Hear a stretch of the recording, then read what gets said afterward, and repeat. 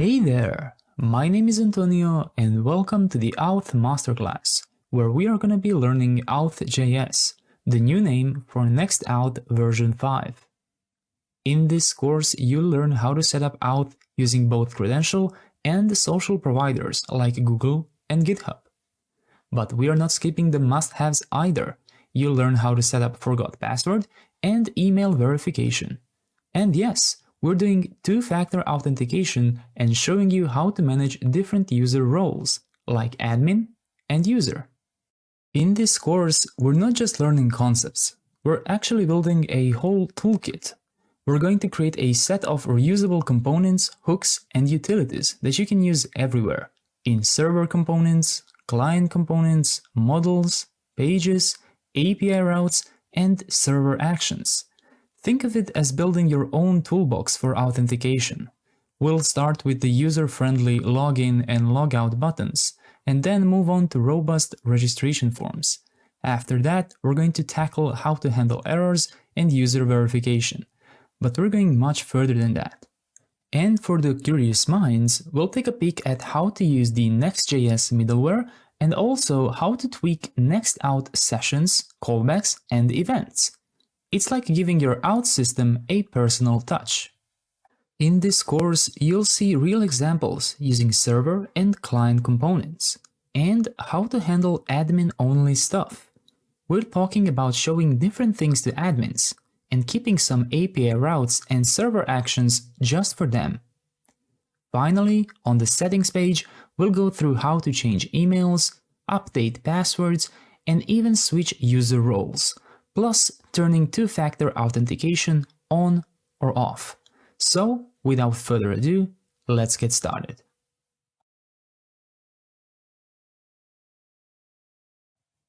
So let's get started and let's set up our project. Here on the right side, I've prepared the Next.js documentation and installation instructions. And here on the left side, I've prepared my Visual Studio Code, which is going to be my editor of choice for this tutorial. So the first step is to confirm that you have the necessary system requirements to run Next.js. So make sure that you have Node 18.17 or later. So let's go ahead quickly inside of our terminal. So if you use Visual Studio Code like I do, you can go into the lower left corner and you can select the terminal option from here. And then you can simply write node-v and you're going to get the version of your node. If you have lower than 18.17, you have to upgrade your node. And you can do that simply by clicking on this link right here, or use the link into the description to go to Node.js homepage and install long-term support. Now let's go ahead and let's set up our project using the automatic installation command right here. So I'm going to copy this command and we're going to paste it inside of our terminal again. But before we press enter, we have to give our project a name. So let's do the following. Write the command as follows, so npx create next app at latest, and then go ahead and give your project a name. So I'm going to call this Auth tutorial. And now let's go ahead and answer some questions. So we are going to be using TypeScript in this project, so make sure you select yes. You can also select yes for ESLint. Make sure you select yes for Tailwind CSS because we're going to be using that to style our components. Select no for the source directory. And very important, select yes for the app router. So we're going to be using server components, so make sure you select yes for that. And lastly, it's asking us whether we want to customize the default import alias. I recommend that you select no, because I'm going to select no. I'm going to leave it as it is. And now just wait for all of those to install. After your project has been installed, you can go ahead and open it in this location right here.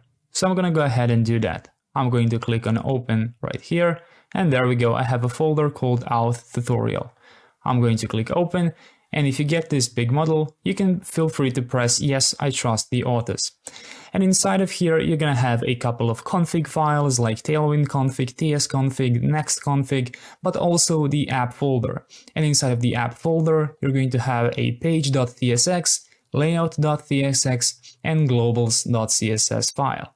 Before we run the app, I want to add one more thing inside of this project, and that is Часть UI.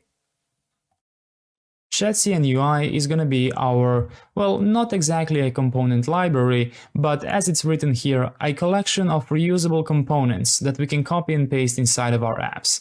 So go ahead and visit Cn UI. You can use the link in the description or go to ui.chatcn.com.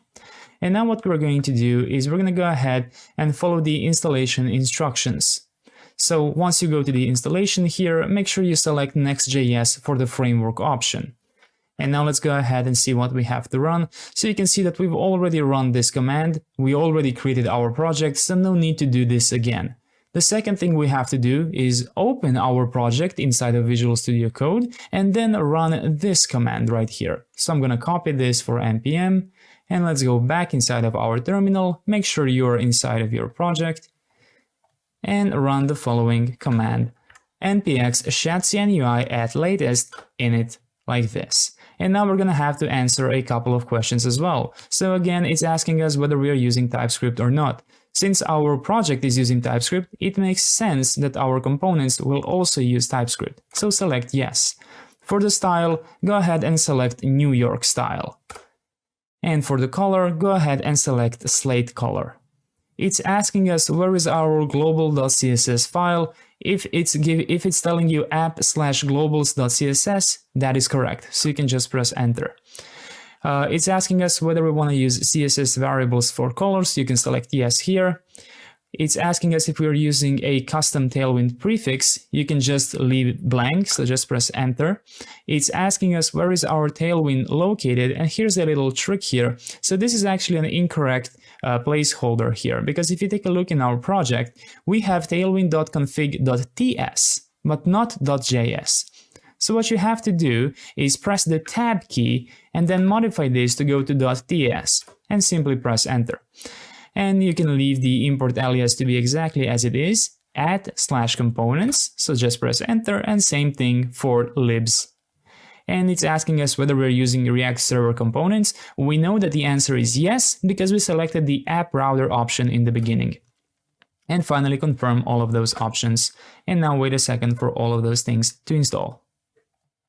Great! After Chatcn has been initialized inside of our project, you're going to see a couple of changes.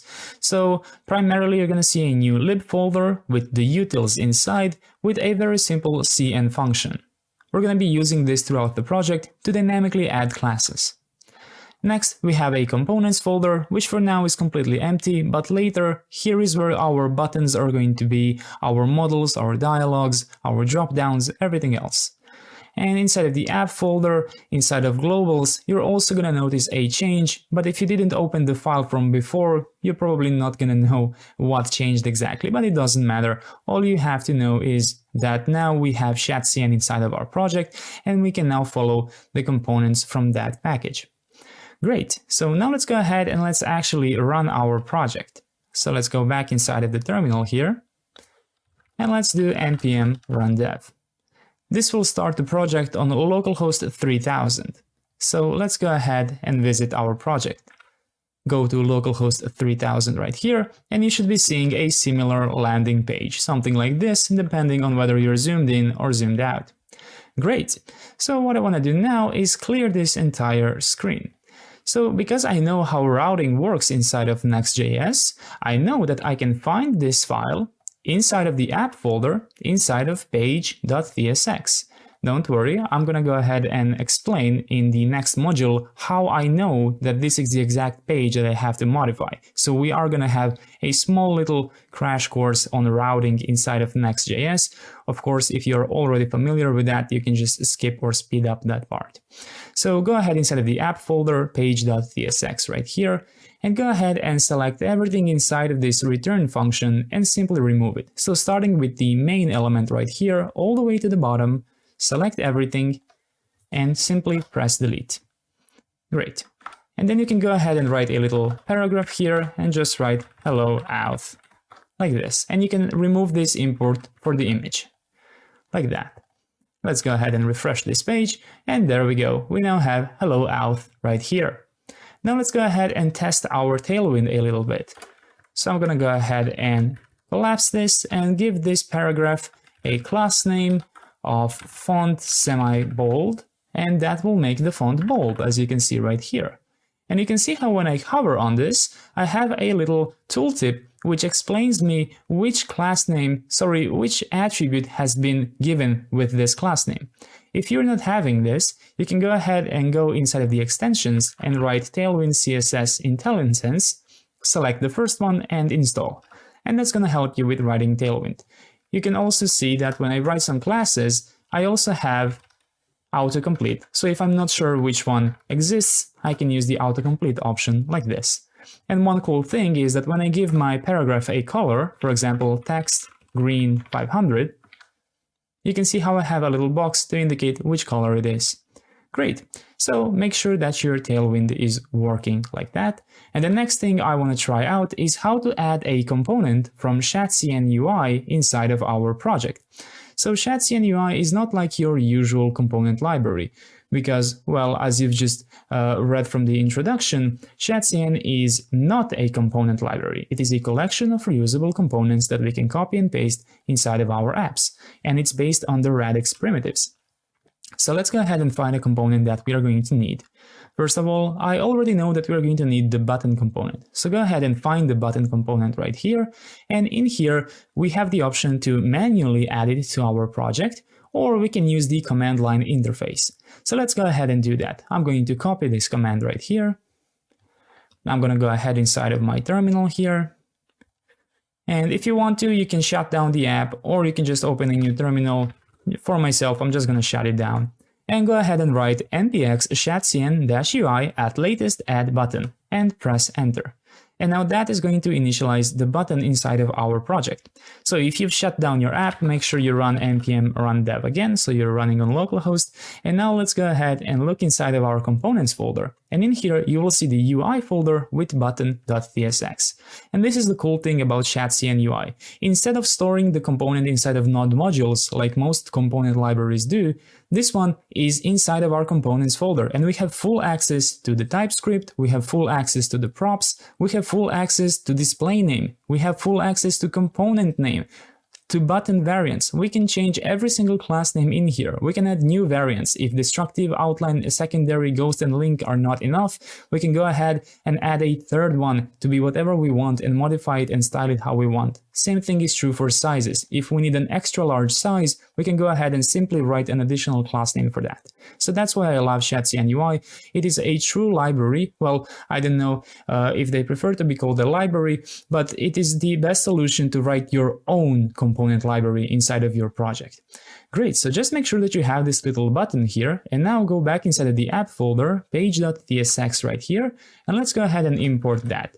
So whenever I import something, I'm going to be using the import alias. So I'm going to start with the @, and this is the equivalent of me being in the root of my application. So the next folder I can go into is components/UI, and then I can find my button. And now I know that I have to import the button export like this. Now let's replace this paragraph with that new button here. And let's write click me. Let's go ahead and revisit our localhost, so just refresh right here, and you should be seeing a button which says click me. Yours might be a little bit smaller if you're not zoomed in like I am. And now you can go ahead and play around with the properties that this button has. For example, you can change the size to be large. You can go ahead and change the variant like this. For example, let's give it an outline variant, and there we go. And let me just show you how easy it is to modify this. So if you go back inside of your components UI button right here, and if you go inside of the variants, go into the single variant object right here, find the last one, which for me is link, and you can simply go ahead and add your own variant. For example, I'm going to call this custom, and I'm going to say BG sky 500 and text white, like this. So just a very simple new variant here. Make sure you have a little comma here after the link variant. And then what you can do is go back inside of your app folder page and take a look at the variants now. you can see how it auto-completes our custom variant here. And when I select it, there we go, my custom variant is here. So that's why I really like this package, and I think it's going to be of great use for us inside of this Auth project. So just go ahead and remove this custom variant. We're not going to need it. And now you can see how we immediately have an error here. So you can remove that from here as well. Great, so I hope that this kind of introduced you to Next.js and our component library. If you want to, you can explore all the other components which Части and UI has, because we are going to be using quite a few of them here, but don't worry, we're going to go through all of that together.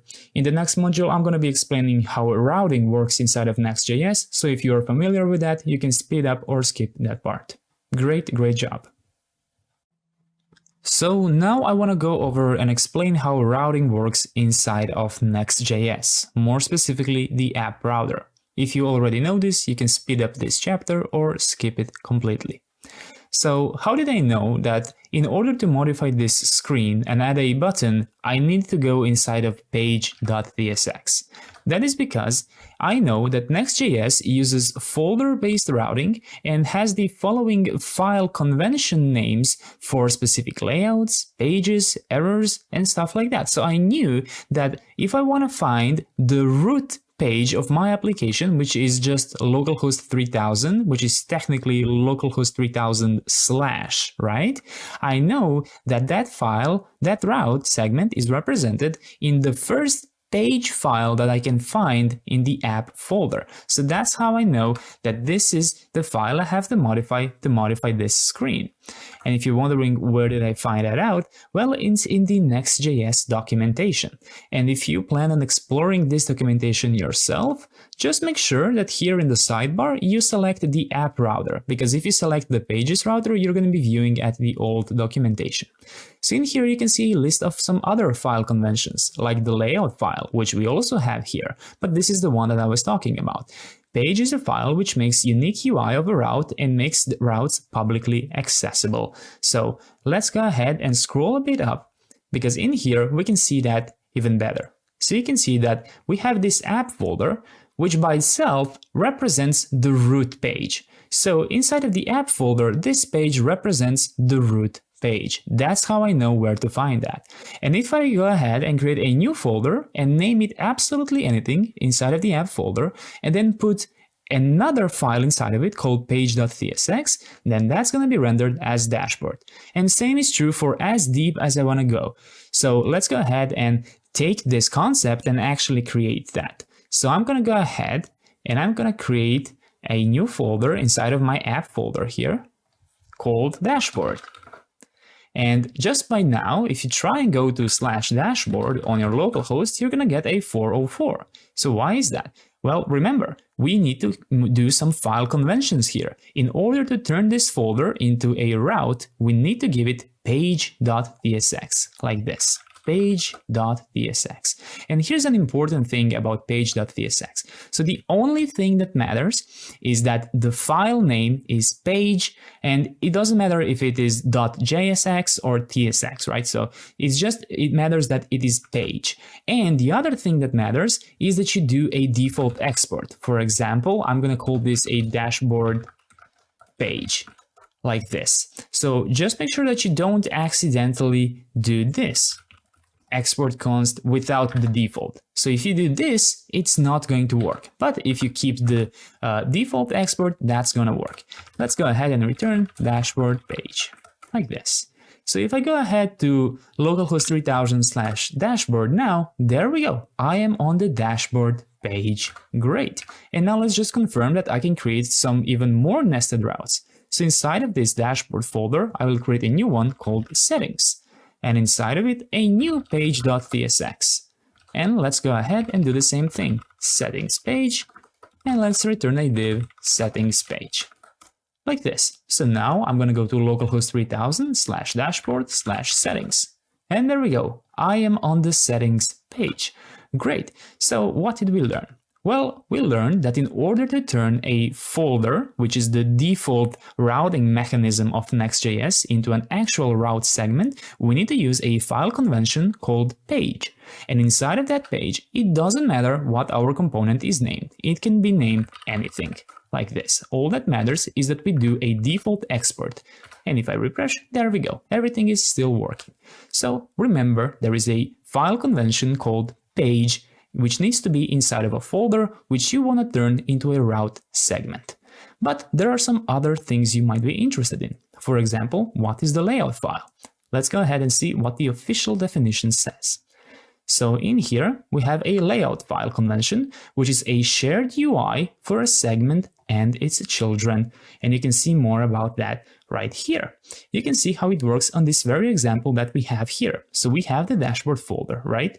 And if we create a layout file, then that code inside is going to be shared both in the dashboard route segment, but also in the settings route segment. So layouts are very useful if, for example, if I go on localhost 3000, let's imagine that this is our home page, right? And then on the /dashboard, I want to go ahead and add a little navbar. So the perfect place to do that is, well, the layout file, because then it's going to be shared across the settings page as well. Because right now you can see that if I go to /dashboard/settings, there isn't much difference between them, right? You don't even notice that this is a child of dashboard. Sometimes this is exactly what you want, but most of the time you're going to want to give your users some kind of indication that you are in the dashboard route segment, and layouts are perfect for that. So inside of the dashboard folder here, I'm going to go ahead and create a new file, layout.tsx. And let's go ahead and learn some things about layout. So you will immediately get an error like this because we are missing a default export here. So let's go ahead and call this a dashboard layout. And let's return a div and just write layout inside. And what happened now? As you can see, we are no longer rendering the contents of our page.tsx. And I am on localhost 3000/dashboard. If I go to /dashboard/settings, same thing happens. The route is obviously working, but nothing is rendering here. That is because whenever you are working with a layout file, you have to remember that this is a file convention, right? So this is a reserved file. Next.js is gonna render this in a very specific way. So here's what you have to do every time you use a layout file. You have to extract the children. So I'm gonna go ahead and just quickly extract the children here. And just for now, I'm gonna give them a type of any, right? It doesn't matter. Usually they are a type of, well, I am gonna write it now. They're a type of react.react node. Like this. And then what we do is we just render the children like this. And what happens now, if you take a look, there we go. We can now see our /dashboard/settings normally. And if I go back, we can see our dashboard page. So what did we achieve by creating this layout file? Why is this even needed? Well, let me show you. Let's go ahead and modify this a bit. So I'm going to go ahead and give this a class name of, let's give this a flex call and gap y4. And then in here, I'm going to create a little navbar component like this, and I'm gonna write this is a shared navbar for dashboard segment, maybe a bit long. And let's go ahead and give this a background color of black and text of white, like this. And let's take a look at it now. So we can now see that we have this mock navbar at the top, which is clearly in the dashboard page. But what happens if I go to /settings?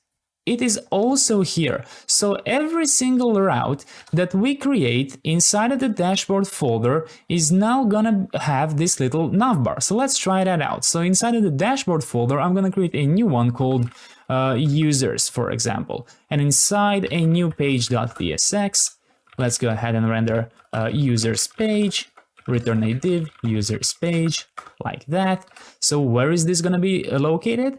At localhost 3000/dashboard/users. And the users and the settings and the dashboard, which is inside of this page.tsx, are all going to share this layout file right here. So let's go ahead and take a look at that. So if I go to /dashboard/users, There we go. The same thing. This is a shared navbar for the dashboard segment.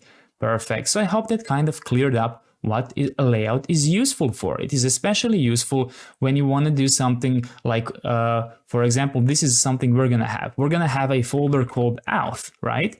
And inside of here, we're going to have something like a folder called login. And then we're going to have a new file, page.tsx. And then we're going to have a simple login page with a default export. And this is going to say login page, right?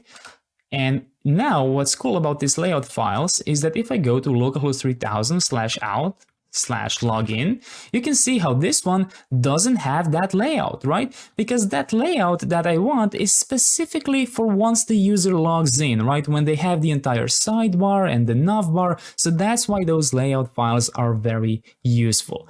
And I hope that kind of cleared it up. And here's the thing, if you try and look inside of your app folder, you will notice that you also have a root layout here alongside our page.tsx here. So this is a very important file that gives us crucial structure to our project, like HTML and body. So you must not remove these files. This one is very important. But other layout files which you manually create, like this one in the dashboard, you can always remove them. So if I just go ahead and remove this, the page is not going to break, but now all of these files here will lose their shared navbar, right? So that's what layout files do. And let's just quickly go ahead and just take a look at all the other file conventions that we have here. So we just explained what a layout is, we explained what a page is. Besides that, you have the loading. Loading will be triggered as a suspense around your page if you directly await something inside of page.tsx. So if I went and did something like inside of the dashboard page.tsx here, this is a server component by default. So if I go ahead and give this an asynchronous thing and do something like const await, const users await get users from wherever. Whoops. So just a mock function. This doesn't exist, of course. Then if I had another file inside of dashboard called loading, then that file will be shown to the user until this is loaded, right? So that's what that loading file is used for. But I do that in my other tutorials if you're more interested in that. In this one, I'm just going to focus on the out, but I still want to give you a little bit of introduction to Next.js. And we have a custom not found. So that is if you're going to be Next.js does have a default not found, but you can limit the not found to a specific route segment, as you can clearly see here. So you can limit your own not found and customize the not found page using this file convention. Error is for catching errors, and you can go ahead and explore on your own what the other file conventions do. Great. And I just want to go ahead and do just a few more tips and tricks that you might find helpful here. So we just learned how we can share a layout using a folder like a dashboard. But here's the problem, right? What if, for example, let's go ahead and remove the dashboard folder. We can do that. Let's just focus on the Auth folder. So make sure you have an Auth folder, login, and page.tsx inside. So here's the thing. So I want to go ahead and create inside of this Auth folder a layout.tsx like this. And I'm going to go ahead and do a default export of Auth layout. I'm going to go ahead and get the children. We already know what their type is, but this is just for demonstration. And I'm going to render the children inside like this. And then I'm going to go ahead and add a little navbar here. And I'm going to write, this is Auth navbar. Let's go ahead and give this a BG red and text white. And let's give it a BG red of 500 more specifically, like this. Great. So now if I go ahead and, copy this login and rename this to register, right? Go inside of the register page, rename this to register page, and let's render register page. We already know what's going to happen. Both login and register pages are now going to share this Auth navbar. So if I go to /out/register, we know that these two are sharing the navbar. But here's a little problem, right? You might have already noticed if you're kind of experienced in routing, right? It seems like the only way we can create a shared layout is by creating a folder like Auth, which simply has to be a part of our URL. Right? What if I just want to go to /login or just /register without the /auth first? Is it possible to do a shared layout? Well, actually it is. And there is a specific way you can do that. So here's what I recommend you do. Remove absolutely everything regarding this Auth folder. So just the Auth folder, not everything. And you should be getting a 404. And you can just go ahead and return to localhost 3000 like this. And here's what I'm going to do. So I'm going to go ahead and create a new folder, but this time I'm going to wrap it in parentheses and I'm going to call it Auth again. And then inside, I'm going to create another folder called login and another page. And very simply, I'm going to do the same thing. Login page, div login page without auth prefix like this. So can you guess what this does? Well, I think you kind of can guess because of this text which we wrote. How do we access this page now? Well, I'm going to give you a tip. We are not writing Auth anymore. So this wrapping in parentheses is a folder convention in Next.js, which tells the router that this is a specific segment, right? So this can hold its own layout, just like our previous Auth folder could. But one cool thing is that this will not be visible in the URL segment. So if you go ahead and go to localhost 3000/login directly, there we go. So this helps us both organize our routes better, especially if we're going to have a lot of Auth routes like login, register, forgot password, this, that, right? So because of that, this kind of route groups are especially useful. And here's another cool thing, of course, if you create a layout.tsx file, it will still work. So I'm going to go ahead and create Auth layout here. I'm going to go ahead and extract the children. And I'm going to simply write a div here. A navbar, this is navbar without auth prefix. Let's give it a class name bg red 500 and a text of white, and let's render the children below. And there we go. So you can see how we are still sharing the layout, but look at our URL. It is just localhost 3000/login.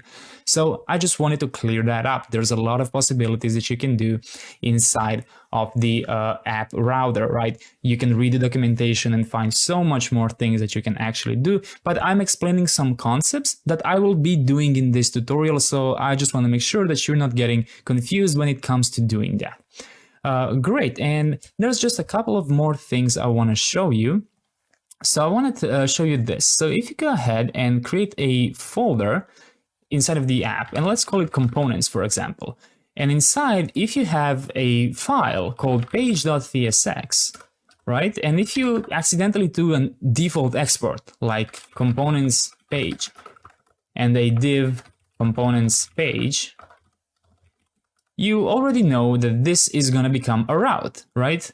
But look at how this looks. We technically don't want this to be a route, right? This looks like it should be an inner components folder. But if I go to my localhost 3000/components, look at this, it renders the components page. That is definitely not something we want, right? Because if you write it like this, you're probably bringing in, some habits from single page applications because you used to write it like this. So here's a little tip that you can do, which is similar like this route groups, but what's different is that it tells the router to completely forget about this, to never put this in the router. You can do that as well by adding an underscore like this. And you might get this like weird one unsaved file inside of your .next types. If that happens for you, just click on it, save it, and close it. That's it. And let's go ahead and check it out now. Look at this. Now localhost 3000 is a 404 page. That's perfect. So that's how you can omit the folder from the router if you, for any reason, inside of the app folder want to have a file called page, but don't want it to be a part of the routing system. You can do that as well, and you're gonna see me use this convention underscore components whenever I'm creating some components which will only be used once, so not reusable. I'm gonna keep my reusable components here where the Части and component buttons are. Great. So if you're having any trouble with this .next folder, which might happen, here's another little tip that you can do. So inside of your terminal, just shut down the app, go ahead and remove the .next folder, and just do npm run dev again. There we go. You don't have to worry about the next folder because that is just cache and it will regenerate every time you do npm run dev. Great, so I hope you kind of understand how routing works and some tips and tricks here. And I just want to go ahead and show you the difference between a client and a server component to wrap this up. So we can remove the underscore components folder and we can remove the out folder. So just like we started a globals file, a layout file, and a page file. So right now, if you create any file, be that an error or page or layout or components inside of the app folder, by default, that's going to be a server component. What that means is that if you go ahead and do a console log here, and I'm going to say, where am I logged? Like that, you might be expecting to see that log inside of your inspect element. But no matter how many times I refresh, it's never logged here. Instead, you can find it inside of your terminal. That's because by default, this is a server component. There we go. Where am I logged? So if you want to turn it into a client component, what we have to do is mark it as use client at the top, like that. Let's check it out now. So now if I go inside of my inspect element, there we go. We successfully converted it to a client component. So when is one going to be more useful than the other? So client components are your normal React components. So inside of these components, you can add a use effect, for example. So I'm going to add a little use effect here with an empty dependency array, and I'm going to console log mounted like this. And if I go ahead and log this, there we go. It says mounted right here. But what happens if I remove the use client, which will turn it back into a server component? You will see that I'm going to get an error, and it's very clear what it says. You're importing a component that needs use effect, and that only works in client components, but none of its parents are marked by use clients, so they are server components by default. And you can of course click here on this link to learn even more about that. So you just figured out that client components are useful for interactivity, right? For use effects, on clicks, all of those things. But server components cannot do that kind of stuff. What they are good at is being asynchronous. So you can turn any server component into an asynchronous function. And then what you can do when we connect to the database, you can do something like const users to be await. And then imagine we have a database dot, well, something like this, right? You can actually call the database inside of the server component. And then you would probably return it to a client component like this, data users, something like that. And then client component would be all nice and interactive. So you can imagine server components like an API route, like a GET route, something like that. Great. I hope that kind of cleared it up. So just go ahead and turn this back into a server component. So this is the only thing you should have inside. In my app folder, I reverted everything to the original, so I only have page.tsx right here.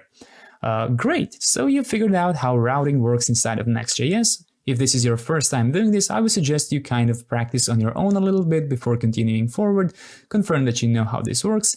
And what we're going to do in the next module is we're going to go ahead and connect to our database and create our Prisma schema. And then we're going to start incorporating Next Auth version 5. Great job.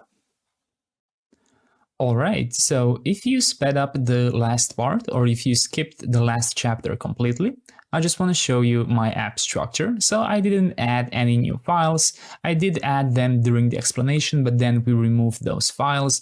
The only thing I believe is different, inside of our page.tsx, I added the asynchronous tag here.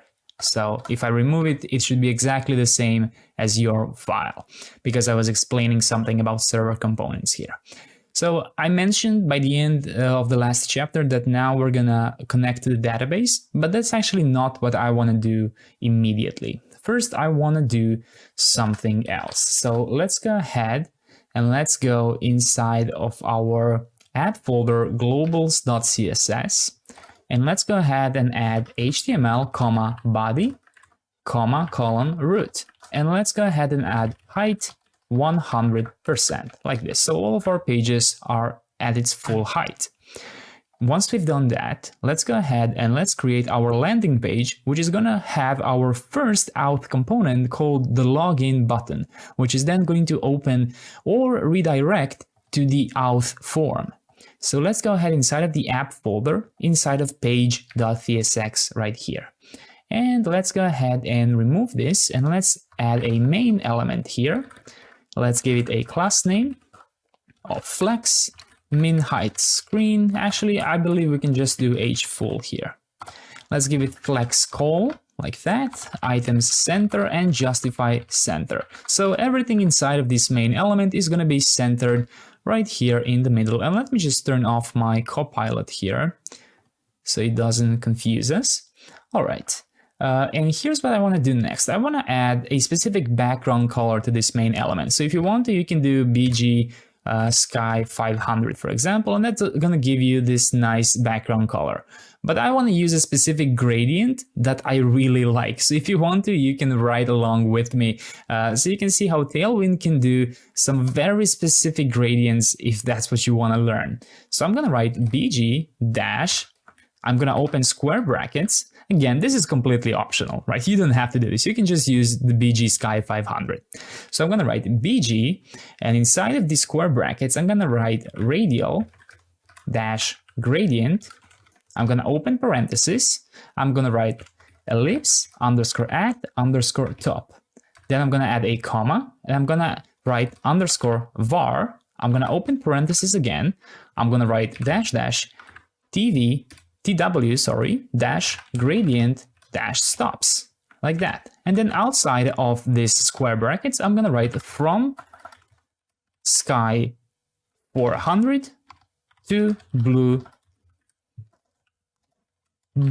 800, like that. And there we go. So this is the gradient that I like. Of course, this is just for fun. You don't have to do it like this. You can simply write BG sky 500 or red, whatever you prefer.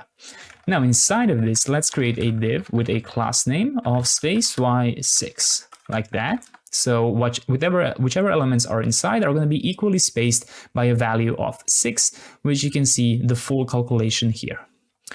Great, and now inside I want to add an h1 element, and I want to write out inside. And I'm going to give it a class name of text 6XL, font semi-bold, text white, and drop shadow medium, like that. And there we go. We have a nice Auth text here in the middle. And if you want to, you can add a little emoji here. So I'm on a MacBook, so I have this little shortcut, which can open my emoji tab here, and I can add a little key lock icon right here. You don't have to do that, right? Great. And below that, I'm going to add a paragraph, and I'm going to write a simple authentication service. And let's give this paragraph a class name of text white and text large, like that. And there we go. We have our nice little landing page here. If you want to, you can add a text center inside of here, so all of the text is centered nice and neat like this. Great. So what I want to do now is give this Auth a special font called Poppins. So I want to show you how to add a custom font. You can do that by importing the font you want, for example, Poppins, from Next Font Google. So it uses Google Fonts. And then you can do const font to be Poppins, subsets, Latin, and let's give it a single weight of 600 because we know we are using the semi-bold option. And let's go ahead and let's import the util cn from add/lib utils. So now we can combine this existing class name with our font. So let's wrap the entire class name of the h1 element inside of curly brackets like this. So make sure this class name is inside of curly brackets, and then add a cn wrapper around it. So like this. Wrap the entire thing in cn, and I'm going to use this existing class name as the first argument, and the second argument is going to be this constant font, and then we're going to extract the class name from that font like that. And that should give our Auth just a tiny bit prettier font. Great. So what I want to do next is go below this paragraph, and I want to go ahead and create a div, and I want to render a button component. We should already have the button imported from here, so make sure you have that. And let's write sign in. Let's give it a variant of secondary. Let's give it a class name wfull. Actually, we don't have to give it.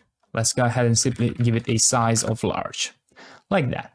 There we go. So right now, when you click on it, nothing will happen.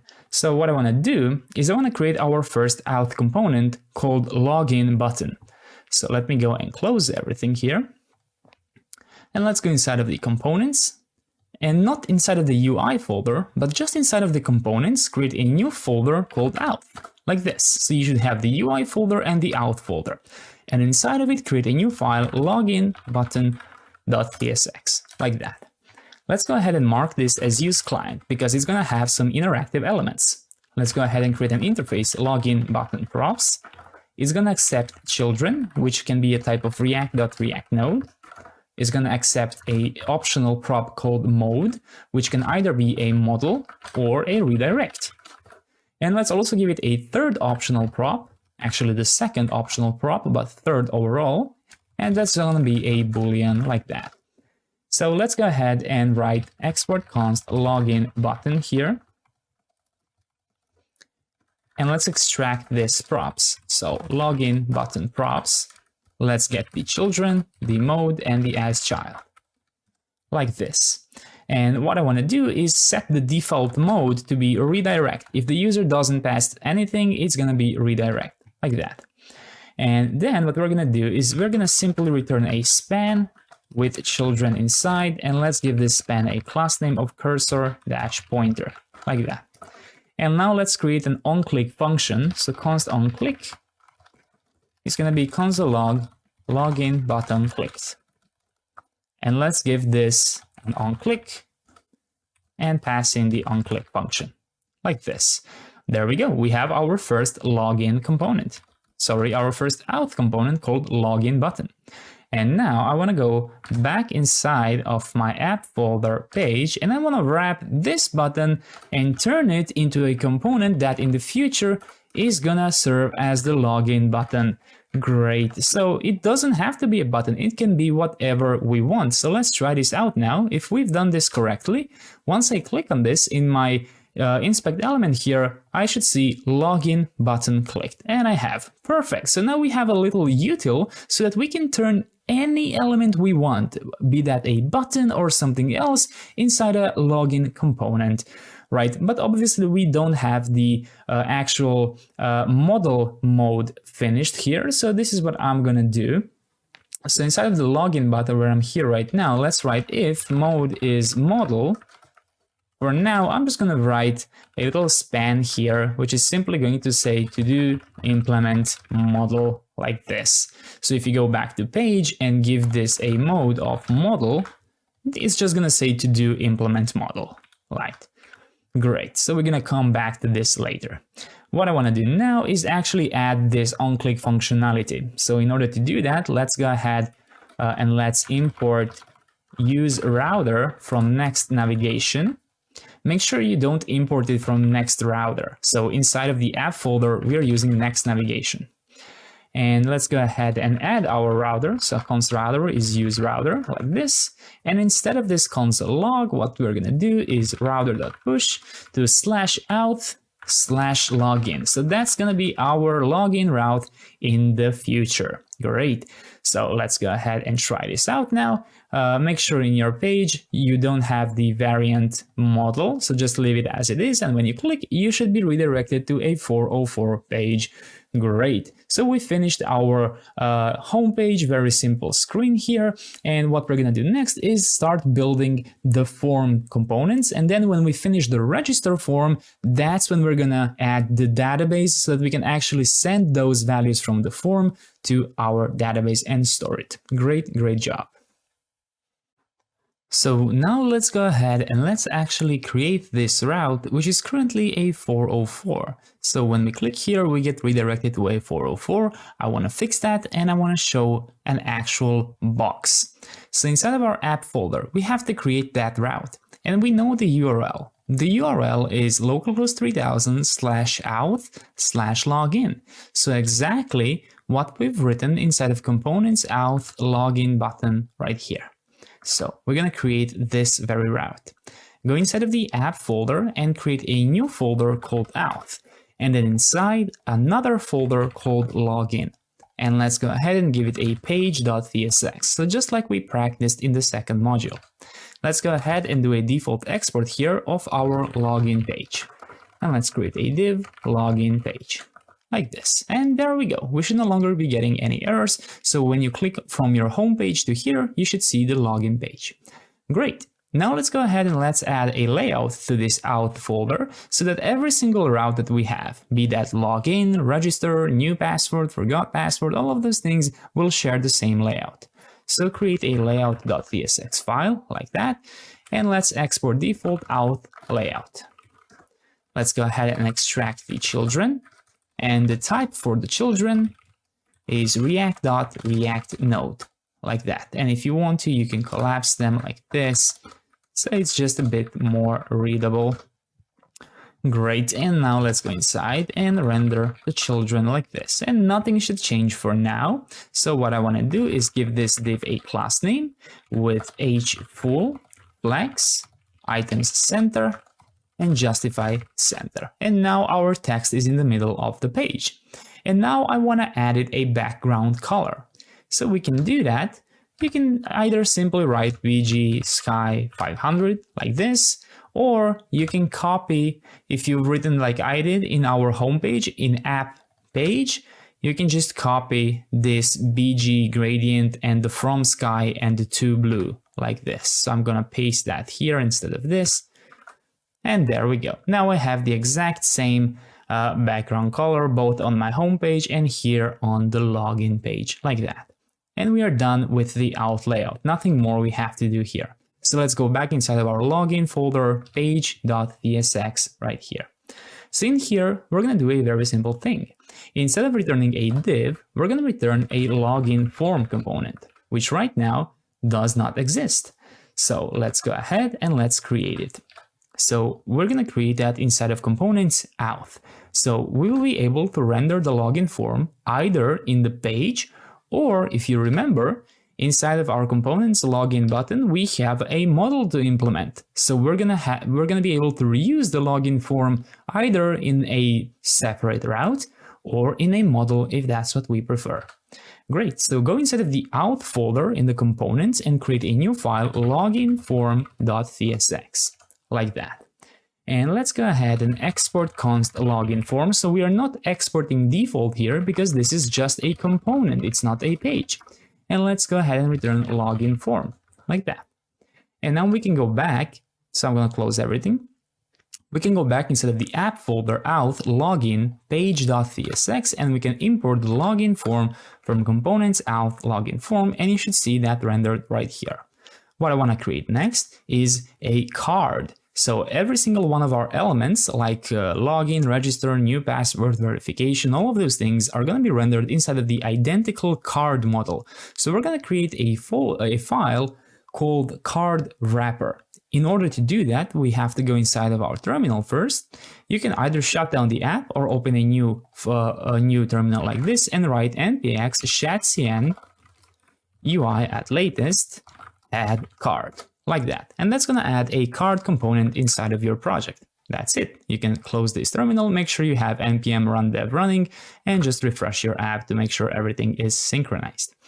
Great. So now let's go inside of the components Auth login form. And inside of here, we're going to go ahead and we're going to wrap the entire thing inside of a component called card wrapper, which also does not exist yet. So if you save, you're going to get an error. So let's go inside of the Auth again, inside of components Auth, create a new file, cardwrapper.tsx, like that. And let's go ahead and mark this as use client component. And let's create an interface, card wrapper props. Let's give it a children of react.react node. Let's give it a header label, which is a required string. Let's give it a back button label, which is going to be a string. Let's give it a back button href, which is also going to be a string. And let's give it a show social, which is an optional boolean. And now let's export const card wrapper here. And let's go ahead and extract those props. So card wrapper props, like that. And now we can destructure the children, the header label, the back button label, the back button href, and the show social, like this. And now inside of here, what we're going to do is we're going to return and render a card from /UI card. You can see how I added this import here. So you can either do it like that. The reason it can import it from here is because we are already in the components folder. So it's this one that we're working with, card wrapper. So it goes back one file, back another folder, and it goes inside of the UI card. Or you can do add/components UI card if you want to be consistent throughout the project. Both will work just fine. And besides the card, we're going to need a couple of more elements. So we need the card content, we need the card footer, and the card header, like that.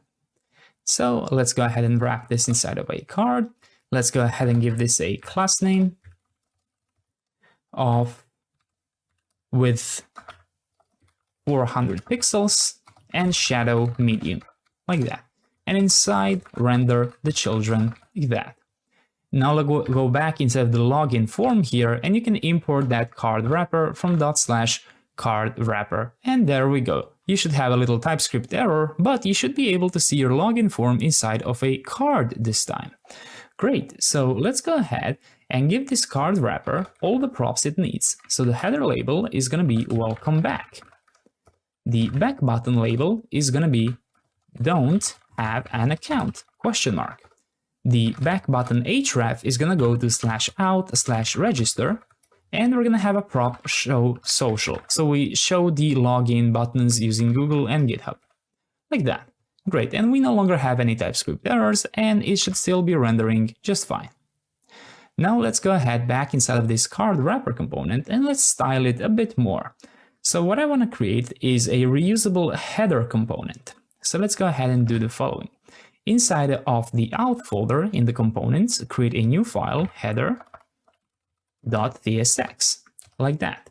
Let's go ahead and import poppins from Next Font Google.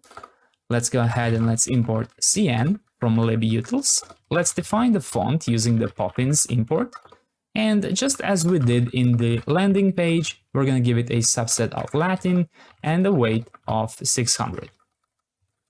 Like that. And let's create an interface, header props here, to accept the label, which is a string. And let's export const header component. Let's go ahead and extract the props. So header props, label like this.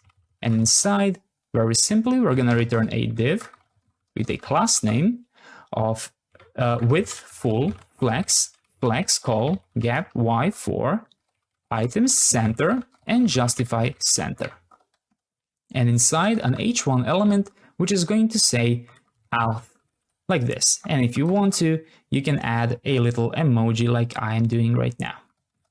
Great. Let's give this h1 element a class name, which is going to be dynamic. So let's use the cn library. And first let's find the default class names, which is going to be the text 3xl and font semi-bold. And then let's pass in the font.className here, like that. And below that, we're going to add a paragraph, which is going to render our custom label, which we are going to reuse for different types of login components. Let's give this paragraph a class name of text muted foreground and text small, like that. And we are done with our header component. Now we can go back inside of the card wrapper component here, and we're going to use this header label to render our new header component. So instead of rendering the children here, above that, add a card header, which we already have imported. So just ensure that you have this. And inside of here, we're going to render our reusable header component, which you can import from ./header like this, or if you want to be consistent, you can use components Auth header like that. And there we go. You should be seeing our nice Auth text right here. So let's go ahead and give this header a label, which is going to be header label like that. And there we go. We have a nice text which says welcome back. Perfect. So let's go ahead and see what else we have to do. Let's wrap these children inside of card content, like that. There we go. You can see how now the text is indented and it's no longer all the way to the side of this border. Perfect. And now what I want to do is I want to create the social components and the back button components. So let's go ahead and do this. If we have a prop show social, go ahead and render the following. We're going to render a card footer, which we also have imported. So you should be using all of this here. And inside of here, we're going to render our social, which currently is not defined. So let's go ahead and create that. So inside of the Auth folder, create a new file, social.tsx. Let's go ahead and mark this as use client. And let's export const social. And let's return a div with a class name of flex, item center, full width, and a gap x2 in between the elements which we're going to have inside. And in order to render the Google and GitHub icons, I recommend that you install a package called React Icons. So let's go ahead and do npm install React Icons, like this.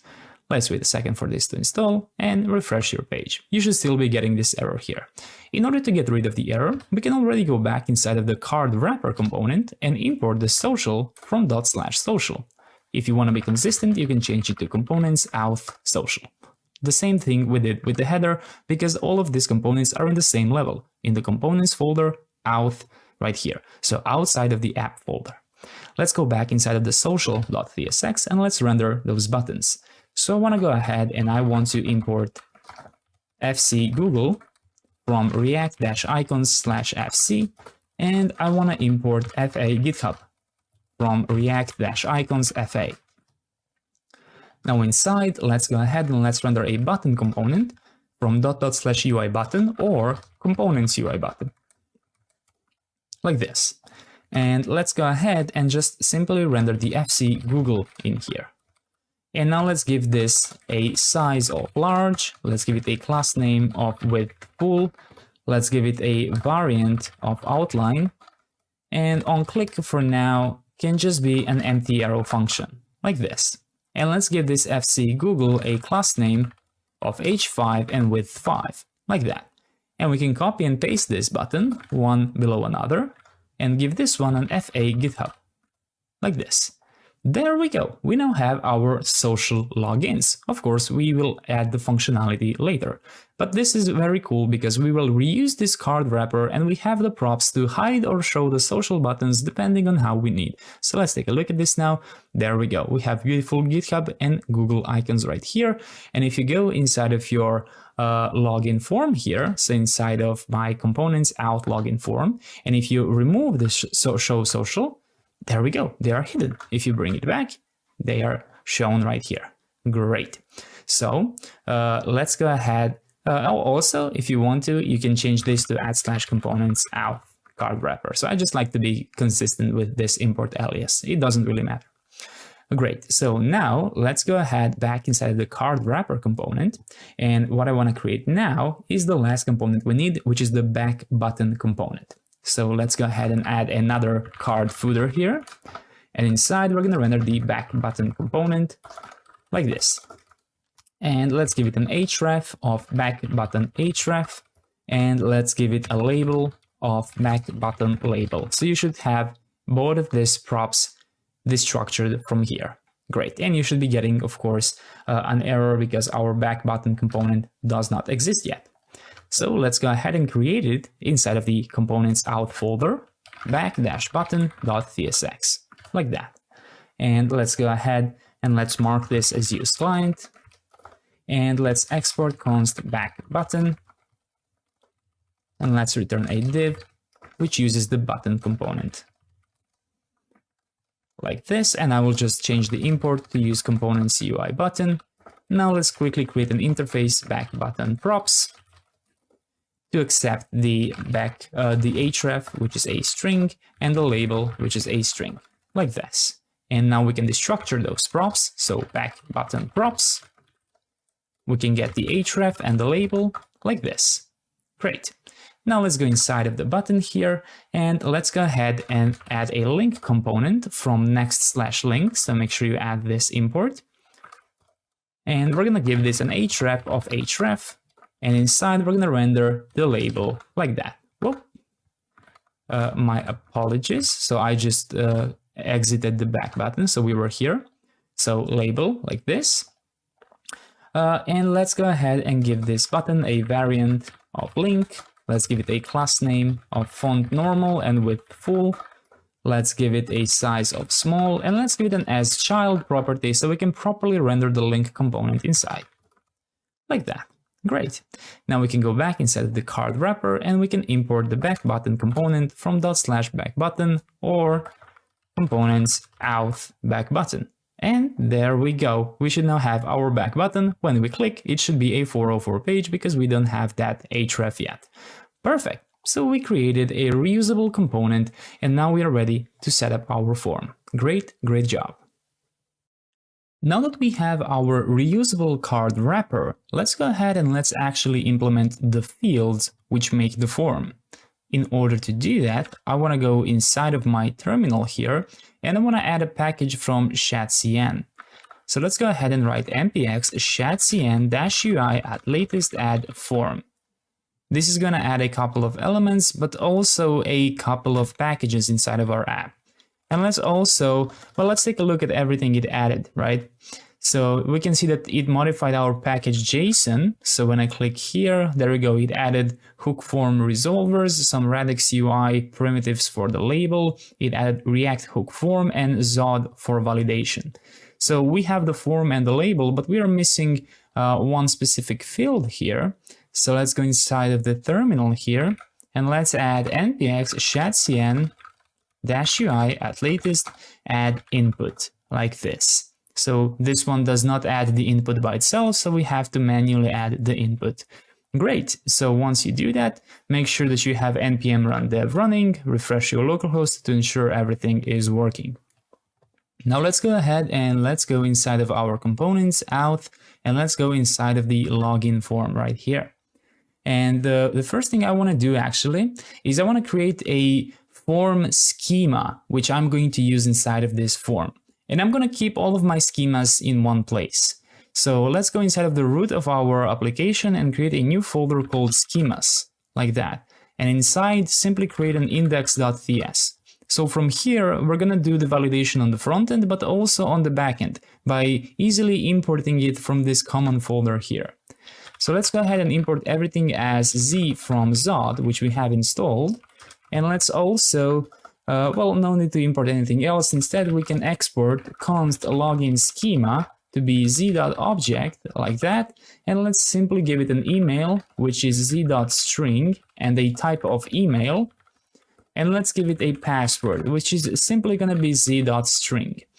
In the register form, we're also going to add a minimum value of 6, but for login, I don't recommend you do that because remember, your password standards can change, right? So you might have some users which created their account before you updated the minimum length of your password. So it's kind of a good recommendation from me to you that you don't limit the minimum length of the password on login. On register, that's fine for new users, right? But on login, make sure you don't block anyone if they have an old password which you allowed at the time. So just leave it like this. Great, so now we have our login schema, and let's go ahead and let's import inside of this login form everything we need to create our form. So we're going to need use form from React hook form. We're going to need Zod resolver from hook form /resolvers/Zod, like that. And let's also go ahead and import everything we need from add/components UI form, like that. So we are going to need the form itself, the form control. We're going to need the form field, form item, form label, and form message, like that. And now let's go ahead and let's define our form here. So I'm going to write const form to be use form, like this. And let's go ahead and give it a type. In order to give it a type, we have to import Zod. So let's import everything as Z from Zod. And let's also import our login schema from add/schemas. So just make sure that you exported this constant, like that. And then you can use the combination of those two. So this is going to be z.infer, open pointy brackets again, type of login schema, like that. And now let's go ahead and give it a resolver to be Zod resolver, which we imported, and pass in login schema again.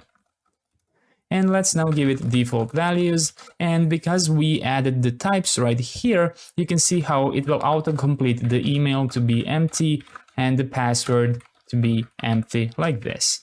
Great. So we have our form hook right here.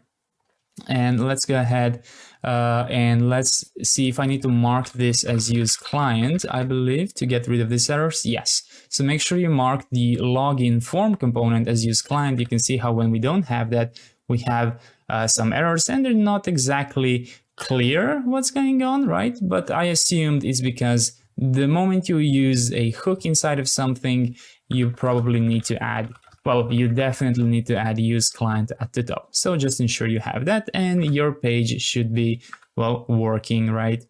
And now we can use this form to actually create our elements. So let's go inside of the card wrapper and let's add the form with the capital F right here. So we imported that from this. Make sure you have all of this imported because we're going to use all of those from components UI form. And what we have to do in this component is spread this entire constant. So let's go ahead and simply spread the form, and that will give it all the props it needs except the children, which we are going to write now. Inside of this form, write a native form element here and give it an onSubmit to be form.handleSubmit. My apologies. Form.handleSubmit. And you can just give it an empty arrow function inside, like this. So form, which comes from this constant, handle submit, and then simply an empty arrow function. We're going to change this with an actual submit function later. And let's also go ahead and give this native form element a class name of space y6, like that.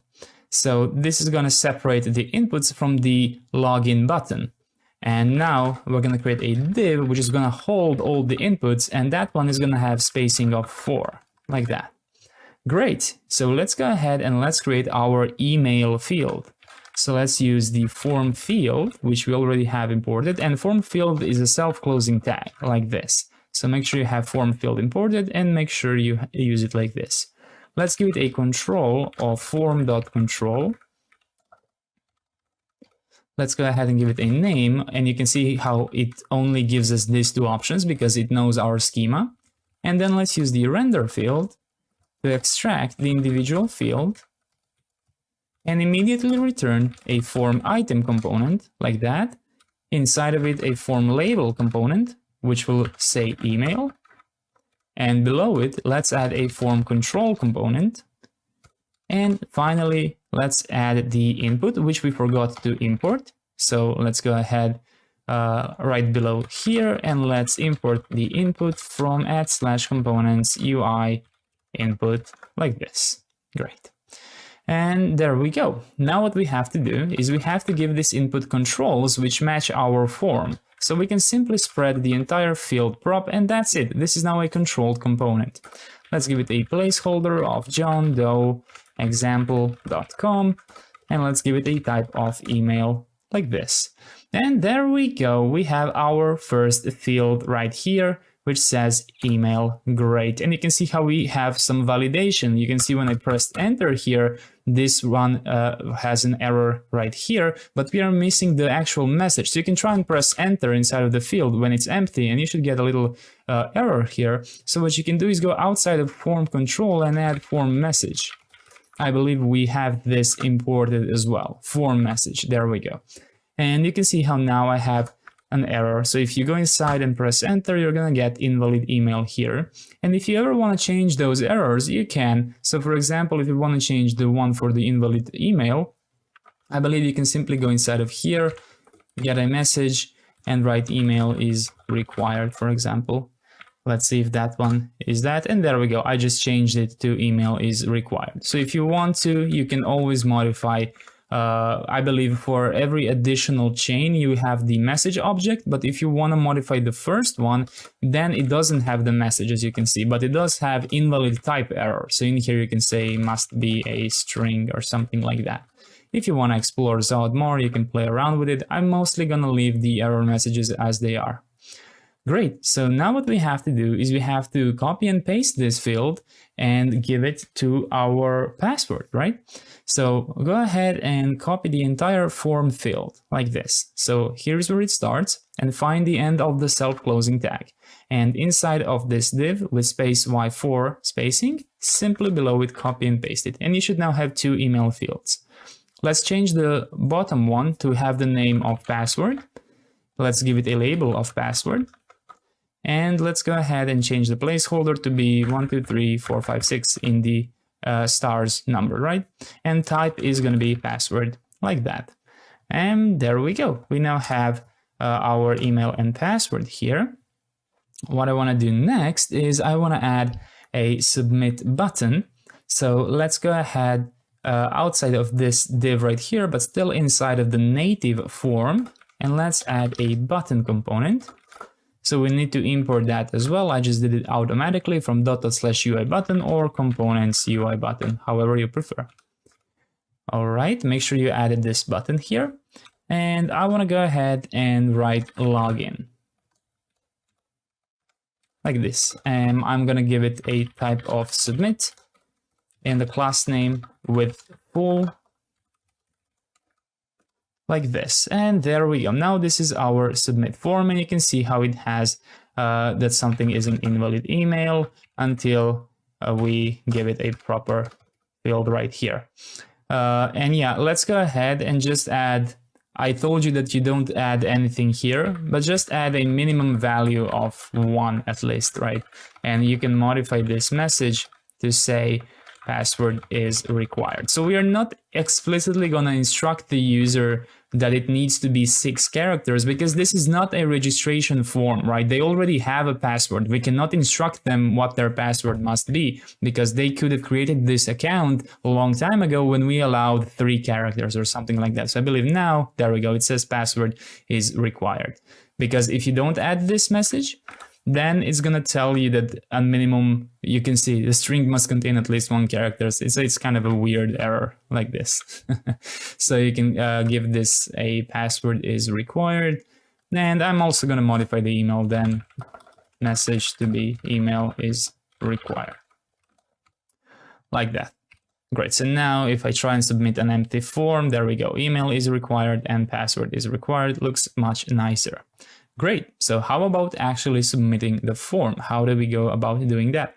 Well, we have to create this empty arrow function, which we started doing right here. So go ahead and simply write const on submit or on submit. Let's do it like that.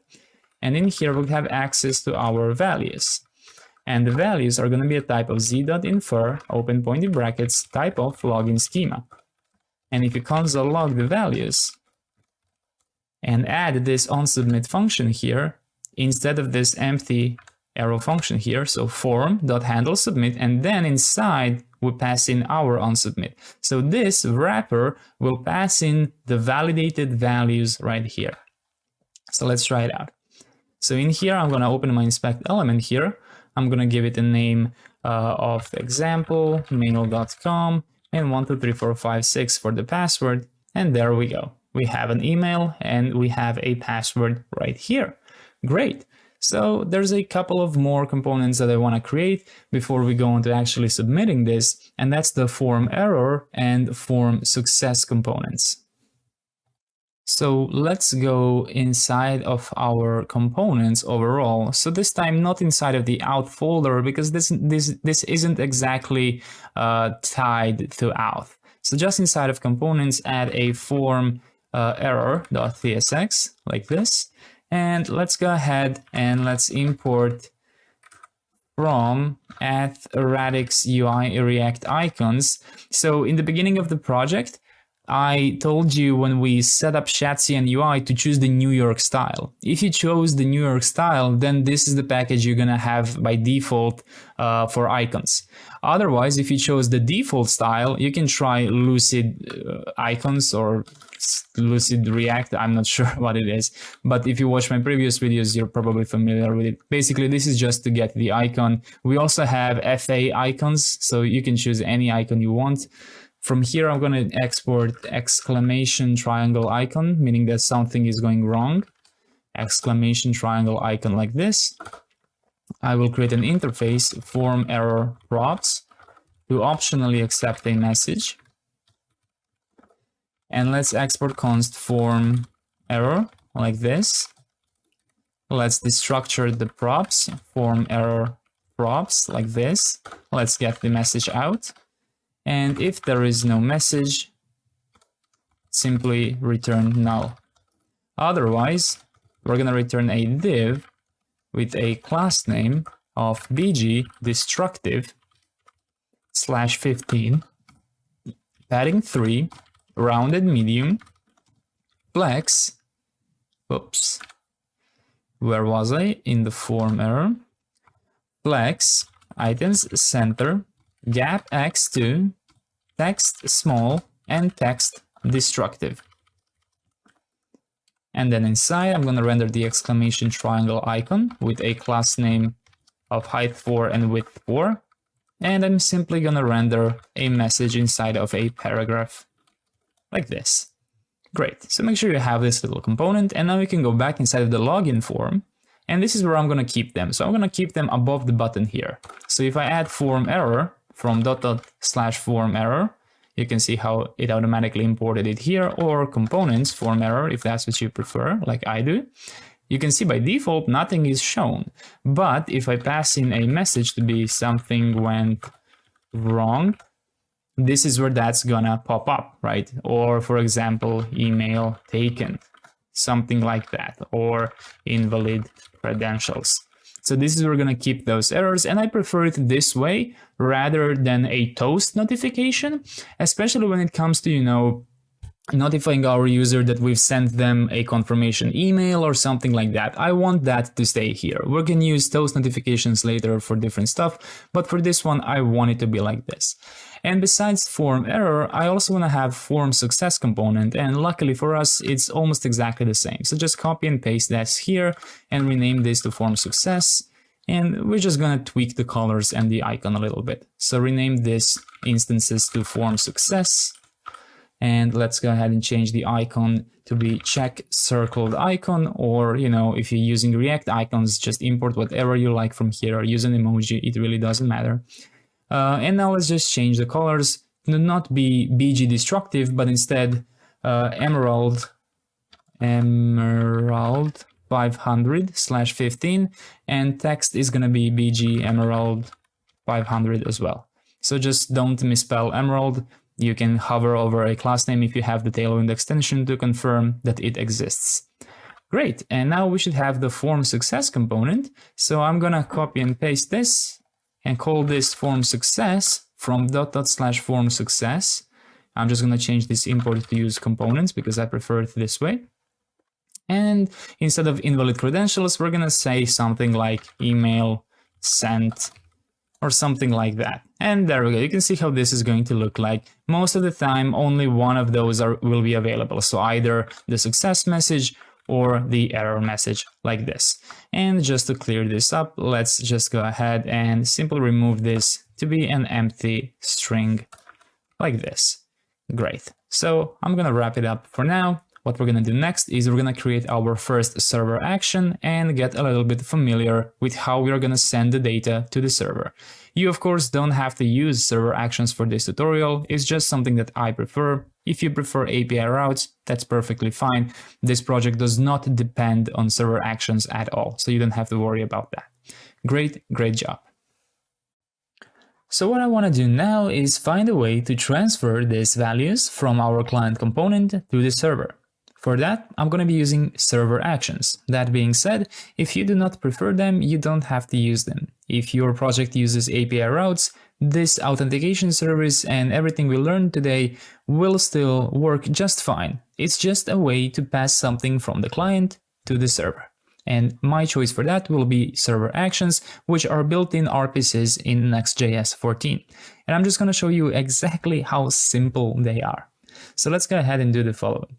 I'm going to hold all of my actions inside a new folder in the root of my application. So let's go ahead and create a new folder called actions, like this. Now inside, I'm going to create an action called login.ts. And the first thing we have to do when building any action is mark it as use server.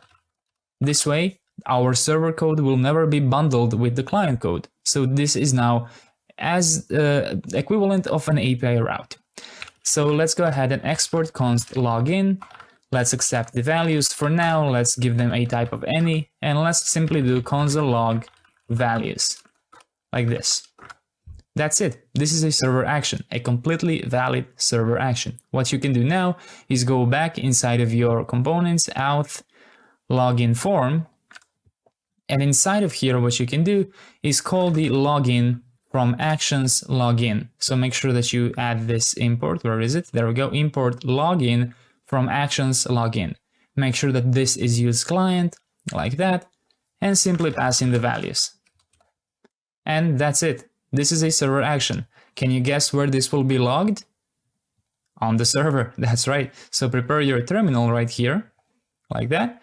And let's go ahead and enter some values. So fake email and 1, 2, 3, 4, 5, 6. And there we go. We have successfully passed our values to the server. Server actions can be as simple as that. I know there's a lot of examples going on about how complex they are with all the new hooks, use form status, use form state. We're not going to be doing that. That is for progressive enhancement. And while that definitely has its pros, I feel like that's a whole module that we have to go over before we can even touch Auth. So I'm not going to be doing progressive enhancement in this tutorial. I'm simply going to be using them as an extremely simple way to pass something from the client to the server, right? So that's what we're going to be doing today.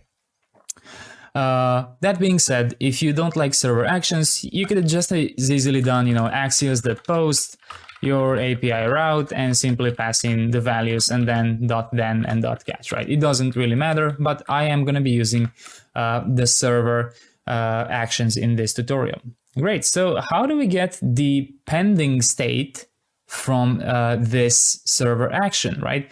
Well, there are a couple of ways we can do it. We can manually set pending, let's imagine that we have a use state here, and then, .finally here, we would call it and change it to set pending false. But there is an easier way, which is by using the built-in use transition from a React. So add use transition from React here, and let's add it here to the top. And we're gonna extract is pending and start a transition from use transition, like this. And then what you can do is go inside of your own submit function and simply wrap this login inside of a start transition, like this. And then what you can do is go ahead and use this is pending to disable all the states you need. For example, I want to disable this input while it's pending, like this. I also want to disable the password input while it is pending. And I want to do the same thing for the button. So disabled is pending. And I believe that now it will only be a very quick second, but you should see a blink happen, right? That is the disabled field. So why do it this way? Why use start transition? Well, you don't have to use start transition, but it will be very useful if you ever do any of the next cache or revalidation or redirects here. So if you happen to do revalidate path or revalidate tag, right, which are Next.js cache functions, usually you couldn't exactly cache the end of them by using .then or something like that. But start transition can do that. So start transition can tell you exactly when something like this has ended. So that's why I prefer using it like that, and it works just as fine if you don't use it, if you don't use those inside. So this is going to be the way I'm going to be passing things from the client to the server. Again, you know, you're not required to do this. If you prefer API routes, sure thing. And what I want to do now is kind of establish how we're going to validate the fields on the server. So you can imagine this code as exactly what you would do in your API route, again, if that's what you're preferring. So first things first, our values are not a type of any. They are a z.infer, and in order to do that, we need to import everything as z from Zod. And we don't need this, and we need a login schema from schemas like that. So z.infer type of login schema like this, and there we go. Now our login form has no errors because this is exactly what our server action is expecting right here. And what I want to do now is actually validate these fields, because remember, client-side validation can always be bypassed. It's very easy to do that. So what we're going to do here is add const validated fields to be login schema dot save parse, and again validated the values, but this time on the backend where no one can manipulate it. And then we're going to write if validated fields dot success. Sorry, if not, so make sure you put this exclamation point here. So if we didn't get back a success field from this, in that case, I'm going to go ahead and return an error, invalid fields, like this. So if you were doing this in an API route, this would probably be something like return, response, I'm not exactly sure, is it a JSON or something like that. Basically, you would return back with this kind of object. And let's go ahead and give it a default of success to be email sent, something like that. So just mocking these things for now. Great, so now we know that our login schema here is validating our fields.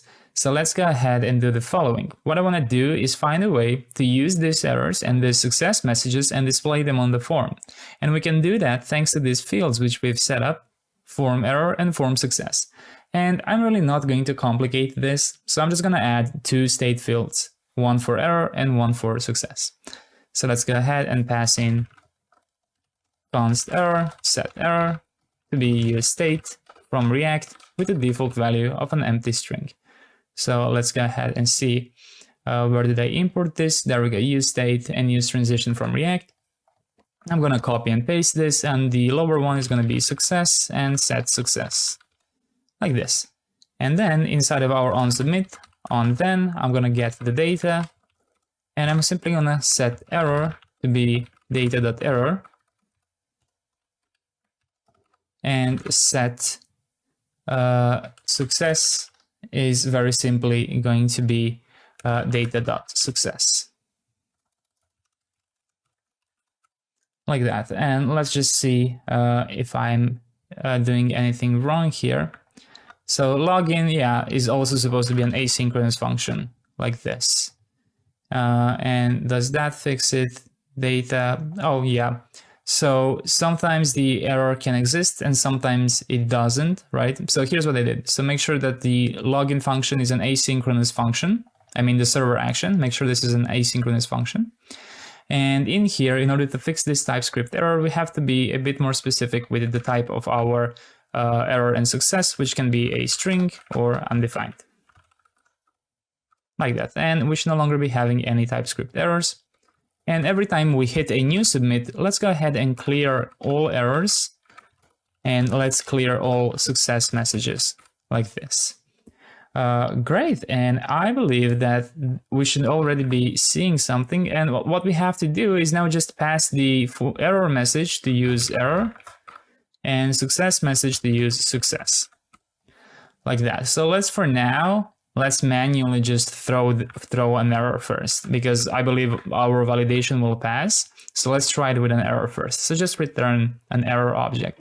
So if I try anything, mail, and any password, there we go. I get an error, invalid fields. Perfect. And now let's go ahead and enable this back. So make sure you bring this back. We are only going to throw an error if our backend Auth validation fails. Otherwise, we're going to throw this success message. So let's try that now. And there we go. Now it says email sent. Perfect. So this is our first server action. You can see how simple it is to use, and you can see how easy it is to control the errors, the success messages, and get the pending state using start transition. And this is completely safe. This is just as you would write, your own API thanks to this use server clause. So this code is never bundled with the client, so you don't have to worry about any secrets being spilled here. Great. And what I want to do now is, well, create a register form. And the reason I want to do it, because we can't log into anything, right? No, there's nothing here I can write anymore except just, throwing these errors. So let's go ahead and create our register form. So the first thing we have to do is we have to create this currently 404 route. So when you click on don't have an account, it should lead you to /auth/register. So let's go ahead and resolve this so it's not a 404 page. So go inside of app Auth, and you can just copy and paste the login and rename it to register like this. And that should resolve this, I believe. If I refresh, there we go. Now both my login, right, both Auth register and Auth login will show this login component, but don't worry, we're gonna go ahead and resolve that now. So go inside of register, go inside of page. Let's go ahead and rename this to not be login page, but instead register page like this. What I wanna do now is I wanna go inside of my schemas. So let's go inside of schemas, index.ts. Let's copy and paste this schema here. And let's create a register schema. So we're going to have an email, we're going to have a password, but the minimum value for the password is going to be 6 because, because this is a register form. So we can tell the new users the new instructions. And instead of password is required here, I'm going to write minimum 6 characters required. And besides email and password, we're also going to have a name, which is going to be a string with a minimum value of 1. And let's give it a message of name is required. Like this. There we go. So make sure you have the email, the password, and the name. And now what I want to do is I want to create a register form. So in order to create a register form, we don't have to do much because we have most of our reusable components. So that's going to be inside of components, Auth, and inside of here. So let's start by copying the login form and pasting it inside of the Auth folder, right? And let's simply rename it to register form.tsx, like that. And go inside of the new register form. So make sure that you are inside of the register form in your tab here, and simply rename this to not be a login form, but instead a register form. And we are no longer going to be using the login schema. So find the import for the login schema and remove it, and instead import register schema. Doing it like this will help you see all the errors you have, so you know where to change it. So I know I need to change it here to use the register schema. I know I need to change it here, and here in the onSubmit as well. And I already know that inside of my default values, I'm going to have one more, which is a name. So I can simply add a name here as well, like that. And let's go ahead and modify this card wrapper. So instead of welcome back, it's going to be create an account. The back button label is going to be already have an account with a question mark, and it's going to lead it to Auth login. And I'm going to keep the show social as well, because they're going to work equally on login and register components.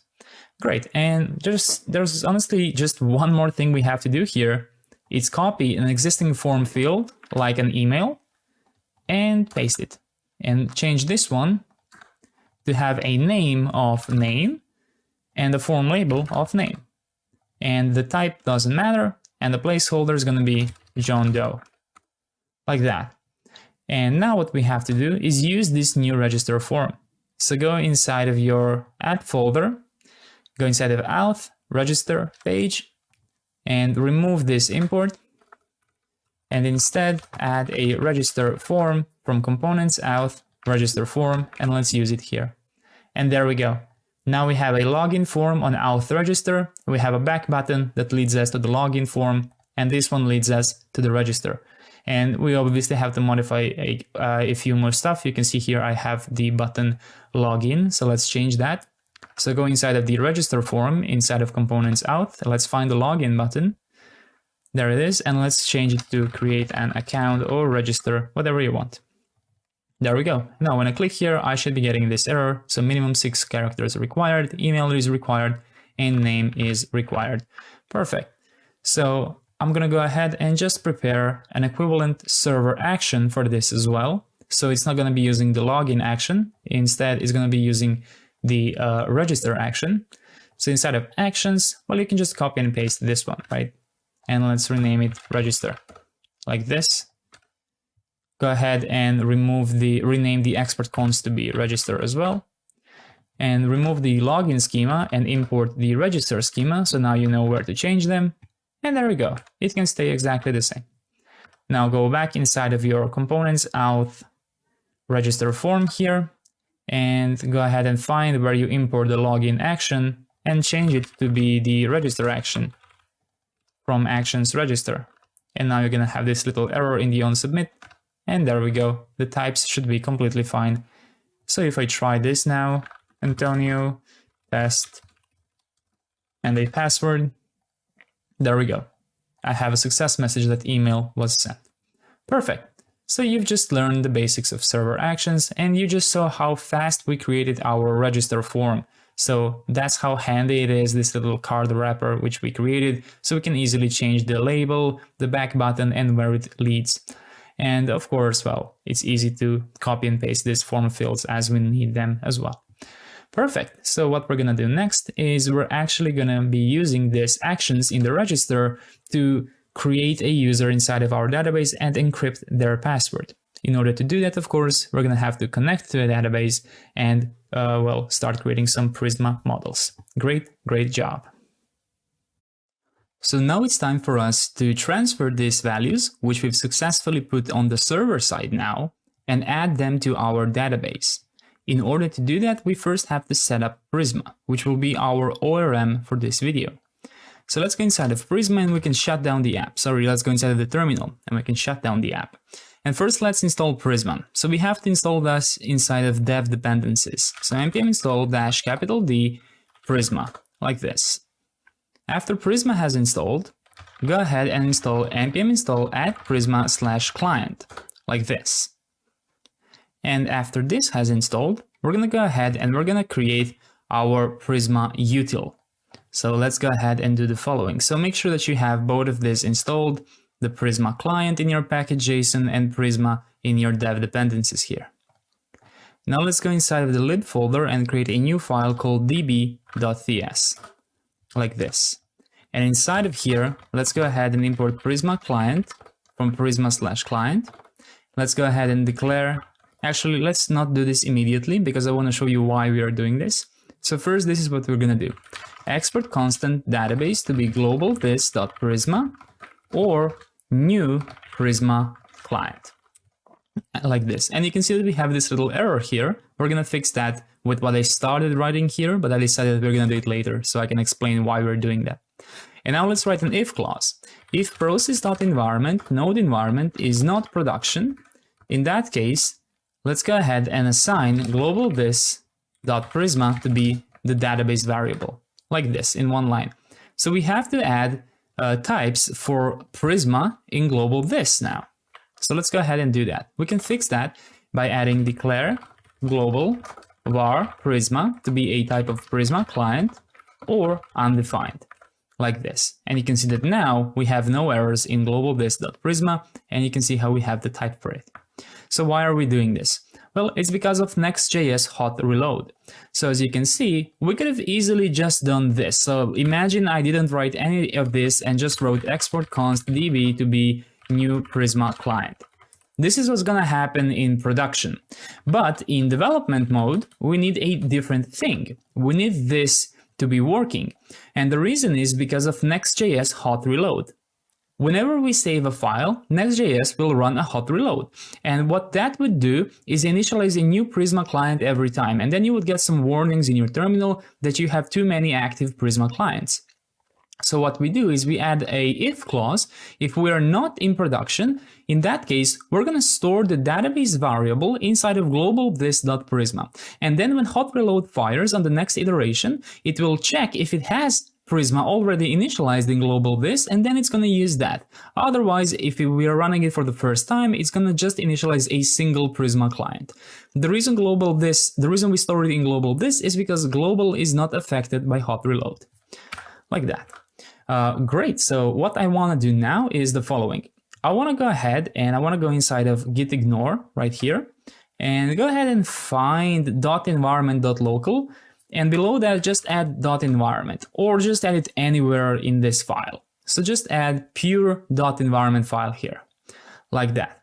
Great. And what I'm going to do next is I'm going to go back inside of my terminal and I'm going to run npx prisma init like this. There we go. And you should get this success message kind of. And what that's going to do is it's going to create the Prisma file. And also inside of your .environment file, you can see that it's going to fill it with a fake database URL. So you know this is where we have to put our database URL.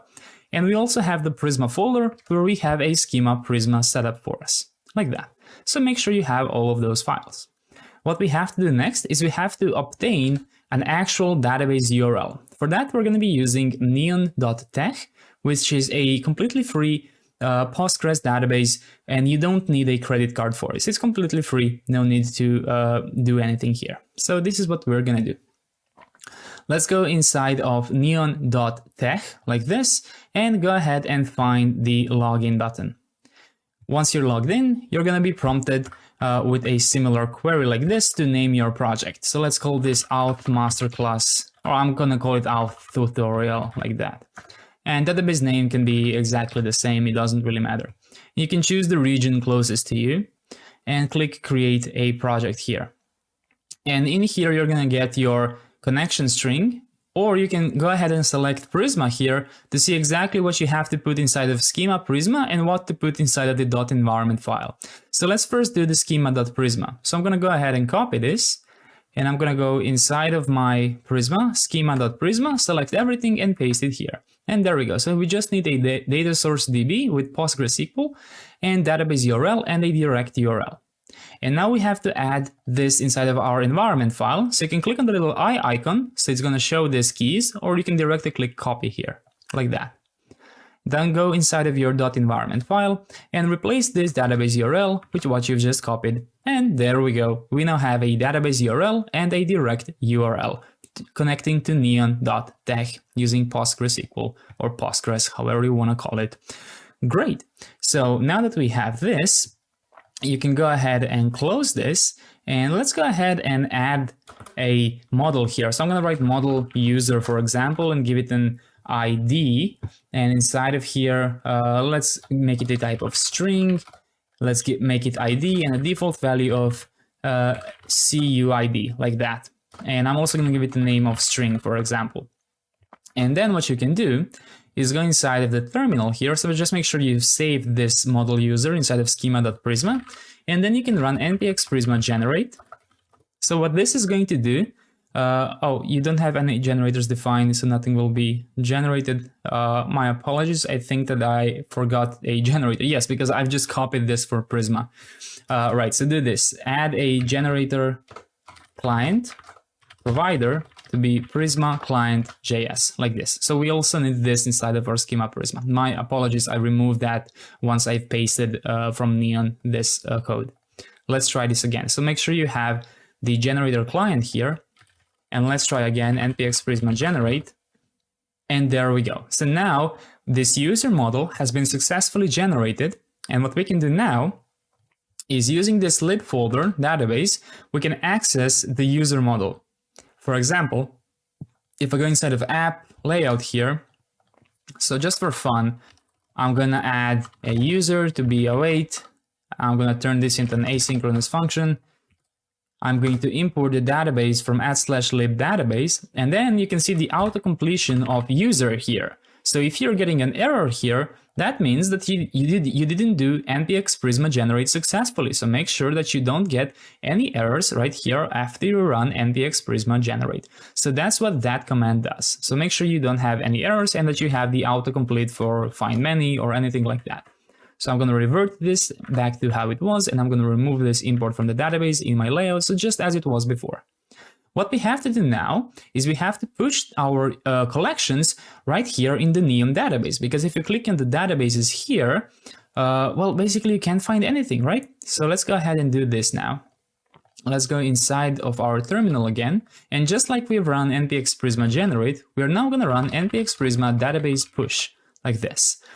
Perhaps this already does npx prisma generate for us, I'm not exactly sure, but what it should definitely do is synchronize your prisma schema. If you get an error here that it could not reach this database, that can happen sometimes, so just go ahead and run it again. And if you ever see an error that your database could not be reached, just try whatever command you're doing or just restart your project again. All right, and I think that now we should be able to find this schema. So I'm going to refresh here and try and find this. I think you can click on tables, and there we go. We have a user table. Of course, it's completely empty, but we have the actual collection with the ID and the name inside of it. Great. So we've successfully connected to PostgreSQL or Postgres using Prisma. Great. So what we have to do now is we have to create a proper user model inside of our schema Prisma. And we can find the exact model we need from Auth themselves. So our next step is to go to the Auth documentation page. Now, here's what you have to keep in mind. There are two Auth documentation pages. One is called auth.js, which I will put the link in the description for, which is the correct documentation. And there is an old documentation for Auth.js. And you can see that it's an old documentation because here in the navbar, you're going to have a little banner which says that we're looking at Auth version 4. For the new documentation, go to auth.js.dev. So don't be on the one which says Auth, be on the one which says Auth.js. And you will also have a banner here, but it's just going to give you, well, you're basically on the correct page, right? So what I want to do here is I want to kind of explore this, and I want to find my Prisma database adapter, and in there I can find my schema. So let's see if that is perhaps in the getting started here. And I'm going to click, let me zoom in. So getting started, I'm going to click on database providers, adapters, sorry. And in here we have a lot of adapters, and here is Prisma. So go ahead and select Prisma. And here's what we have to add. We have to add this Prisma adapter. So we already have Prisma client, we already have Prisma. So let's go ahead and add the Auth Prisma adapter because we're going to need it. Not immediately, but later. So let's just already ensure that we have it. So go ahead and run, npm install @auth/Prisma adapter like this. So just make sure you have this installed because we're going to need it later when we set up Auth properly. There we go. npm install auth prisma adapter and confirm in your package JSON that you have in your dependencies auth prisma adapter like that. Great. So let's see what else we have to do. So of course we have the actual instructions for the setup, but I'm going to skip this for now, and I'm going to go immediately and find this create the Prisma schema from scratch. So make sure you are on this page right here, or you can pause the video and copy from my screen if that's easier. So the first thing I want to do is I want to find the user model, and I want to copy it and paste it inside of my Prisma schema. So we're not going to be using the exact model that they are. We're going to modify it a little bit, but this is a good starting point. So let's replace this user here that we have with whatever they provided us in this documentation. So you should have the ID, the name, which is optional, email, which is optional and unique, email verified, which is an optional date time, image, which is an optional string, and two relations, one for the account and one for the session. And the one thing you can immediately remove is the sessions. We're not going to use that. We're going to be using, we're not going to use the database session for this one. So now you want to go ahead and find the model account inside of this documentation and copy the model account like this. And what I want to do is paste it below the model user like that. And there we go. Now this error should go away. And let's take a look at this model account. So you should have the ID, the user ID, which works as a relation with the user. That's why we no longer have these errors here. You should have the type, the provider account ID, refresh token, access token, expires at, token type, scope, ID token, and session state, and a unique rule for the combination of provider and provider account ID. And you can go ahead and save this file. And here's the thing, if you take a look further inside of this, you can see that we also have the session, you can see that we also have the verification token, but we're not going to be using those models. We're going to implement our own verification token, because this can be kind of misleading, because you might think that this can be used for credentials provider, but it's actually intended to be used with the email provider, which is the direct or magic login link, which I'm pretty sure you've probably seen somewhere.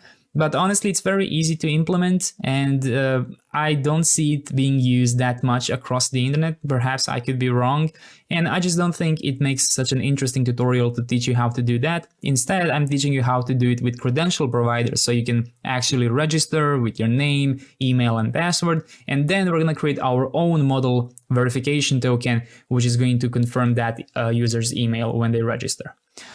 Great, so we've set up that. And now what we have to do is we have to push that inside of our database. So that's what we should have next. So make sure that your model account exists and it's exactly the same as mine is, and make sure that your user exists and it only has a relation with the accounts like this. And then go back inside of your terminal here and run npx prisma generate like this. So that's going to add it to your node modules and to your database util. And then npx prisma database push. So this is going to push it to neon.tech. So let's see if this succeeds or not. I believe everything should be just fine. And yeah, it's telling us that we have a unique constraint on the email, and it's because we already pushed that old user. So if you get this warning, you can just ignore them by pressing the Y button like this. So just ignore it. It doesn't matter if it resets the database, because we don't have any records after all. There we go. And you should get a message. Your database is now in sync with your Prisma schema like that. And let's try it out now. So I'm going to refresh these tables here on Neon. And there we go. And I have my account right here and I have my user right here. Great. So we are now finally ready to create our register form. But I believe something here is missing. You probably noticed that we don't have a password field. That's because Nextout by default does not exactly recommend using the credentials provider, but it has full support for credentials provider if that's something that you want. They have their own reasons why they don't do credential providers. I personally don't like them too much as well, but I do understand that it's something that each developer needs to know how to implement. So that's why I'm doing this tutorial. So in the user model, let's go ahead and after the image, let's add a password, which is going to be an optional string as well. So why optional? Well, it's going to be optional because if we use Auth providers like Google and GitHub, well, in that case, we don't have a password, right? So we need to allow the adapter, which we will later connect, to create this user model without requiring a password. So every time you add something new to your schema Prisma, like we just did with the password field, you have to go back inside of your terminal here and do npx prisma generate. And after that, you have to run npx prisma database, not psuch, but push, like this, npx prisma database push. And that should add the password field to your tables collection. So if I refresh here one more time, go inside of the user, expand it. There we go. We have password field, which is a type of text. Great. So now we are actually ready to revisit our actions right here, register. And in here, we're going to take the values which user provided and actually fill that user model with our first record. Great, great job. So in order to save the user inside of our database, we have to find a way to encrypt the password. For that, I'm going to be using a package called bcrypt. So let's go inside of our terminal here and let's do npm install bcrypt like this. And by default, it doesn't come with types. So we have to additionally install its types. So let's write npm install -d for dev dependencies at types/bcrypt. Like this. So now you should be able to import this in your project, and let's just check it out. So inside of your package.json, in the dependencies, you should have bcrypt installed, and inside of dev dependencies, you should have types bcrypt, like this. So let's go ahead and let's import bcrypt from bcrypt, like this. And now we can use that, we can use this to encrypt our passwords. So let me just make sure that I am running the project. So I'm gonna run npm run dev here. And for now, I'm just gonna refresh the localhost. Make sure you are on the register page right here. So what we have to do after we confirm that the fields are not invalid, we have to go ahead and extract the validated fields. So you can use validated fields .data like this. And in here, you can get the exact email, password, and name, which we have defined in our register schema, and which, of course, the user has to enter. So let's get the email, let's get the password, and let's get the name. And the first thing we're going to do is we're going to hash the password. So const hashed password is going to be await bcrypt.hash password, and give it some salt, which is going to be 10 in my case. If you hover over the hash function here, you're going to see different ways of using it. So if you want to, you can generate salt differently, and then you can store that in the database as well. Or you can simply pass in the salt rounds like I'm doing right here in a very simple way. Great. So now that we have the hashed password, what I want to do is I want to confirm that this email is not taken. So let's go ahead and write. Well, first, let's go ahead and import our database. So import database from /lib database, which is this little util which we created. And then in here, we're gonna write const existing user to be await database dot user find unique where we have an email matching, like that. And then we can say, if we have an existing user, that means this email is already taken. So we're going to return an error saying email already in use, like this. And if that is not true, we can continue and create our user. So I'm going to write await db.user.create, and I'm going to give it a data of name, email, and for the password field, make sure that you pass hashed password. So this is very important. Do not accidentally use the password like this. Make sure you're using the hashed password. You never want to store plain text password inside of your database. So make sure you're encrypting this first. Great. And what I'm going to simply write here is I'm going to write a to-do send verification token email. So we're going to do that later. For now, I'm just going to write a success message, user created, like this. Great. So let's check this out now. So I'm going to refresh this. Inside of my Neon database, I don't have anything inside of my user model here. So let's go ahead and give this a name of Antonio. Let's use a mail example.com. And let's go ahead and give it a proper password. And once I click create an account here, I believe we should successfully connect our database and we should get the user created message right here. So inside of my Neon database here, if I refresh, I believe in my user, there we go. I have an ID, I have a name of Antonio, I have an email. I don't have anything for email verified because, well, we didn't verify the email. I don't have an image, and you can see that my password is a hash. So even if someone breaks into our database, there is not much they can do with this string right here. So our passwords are encrypted. Great. Perfect. So now what we have to confirm is that if I try and do this again, so find the email which you've used. So for me is mail@example.com. So let's try this again. New user. Let's use the same email and let's try creating a new account. And there we go. We say email is already in use. Perfect. So what I want to do now is I want to create a little util for this existing user here by email, because we're going to be doing that a lot. So for that, I want to create a new folder in the root of my application, and I'm going to call that data. And inside of here, go ahead and create a new file user.ts. So this is going to be specific user data. And let's go ahead and let's import the database from /lib database. And let's export const get user by email to be an asynchronous function which accepts the email, which is a string. And then in here, let's open a try and catch block. Inside of the catch here, you can just return null.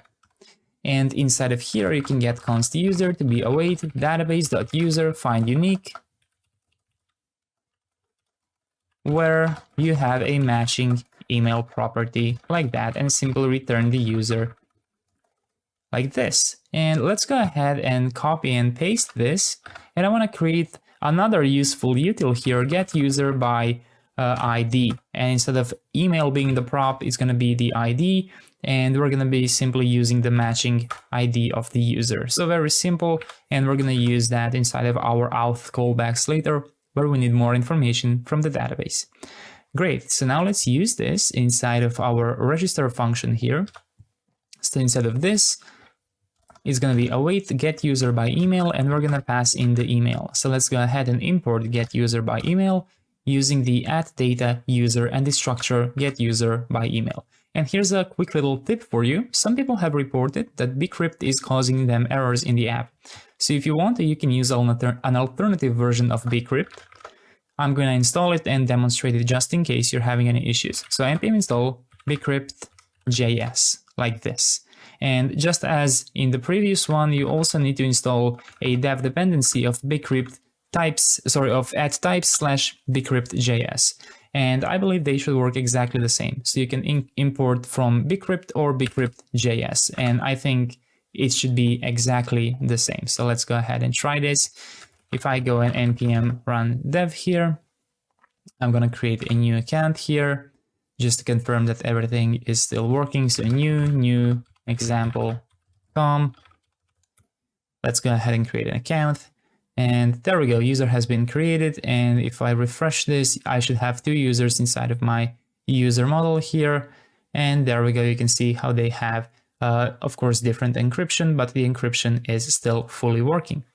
Great. So now that we have configured that, what I want to do next is I want to start implementing our actual next Auth setup, and then we're going to come back to this to send the verification token email. So the reason I don't want to do this immediately, even though it's very simple to do that, is because I want to demonstrate to you how we can first log in, and then how we can restrict users which have not verified their email from logging in. Because it's one thing for us to disallow that, for example, in the login function here, right? So we can just simply check if the field from our Prisma schema called email verified doesn't exist. Okay, just break the function and don't allow the user.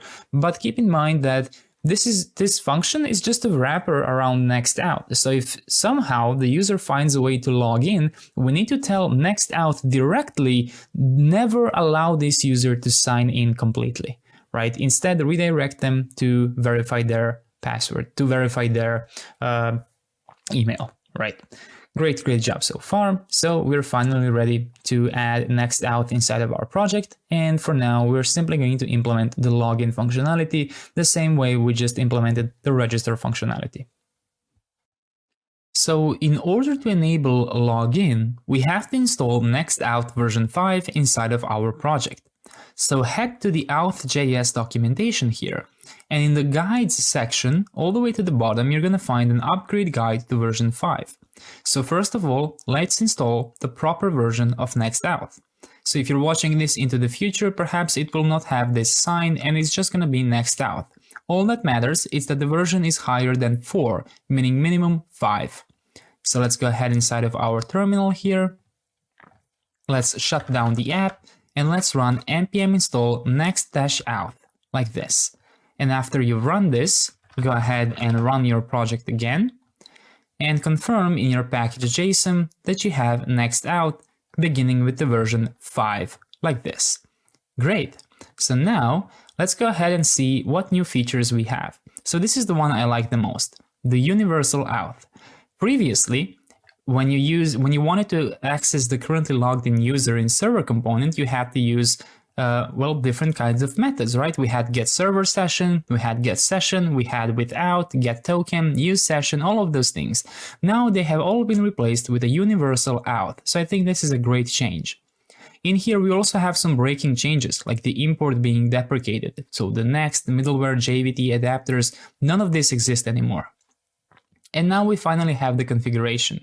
So let's go ahead and do this. So in the root of our application, create a new file called auth.ts, like this. So a very simple name. What I'm going to do is copy this snippet from here, and I'm going to paste it inside, like that. What we have to do now is we have to add the get and the post inside the API for next auth.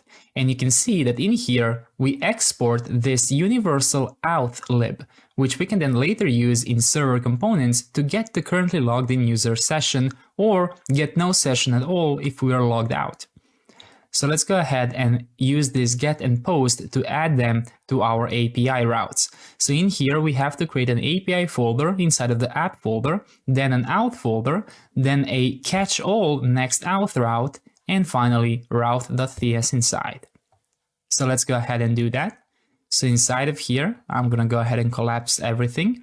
Go inside of the app folder, create a new file, new folder called API, then another folder called auth inside, and then another one where you spread next auth inside of squared brackets, and then route.ts.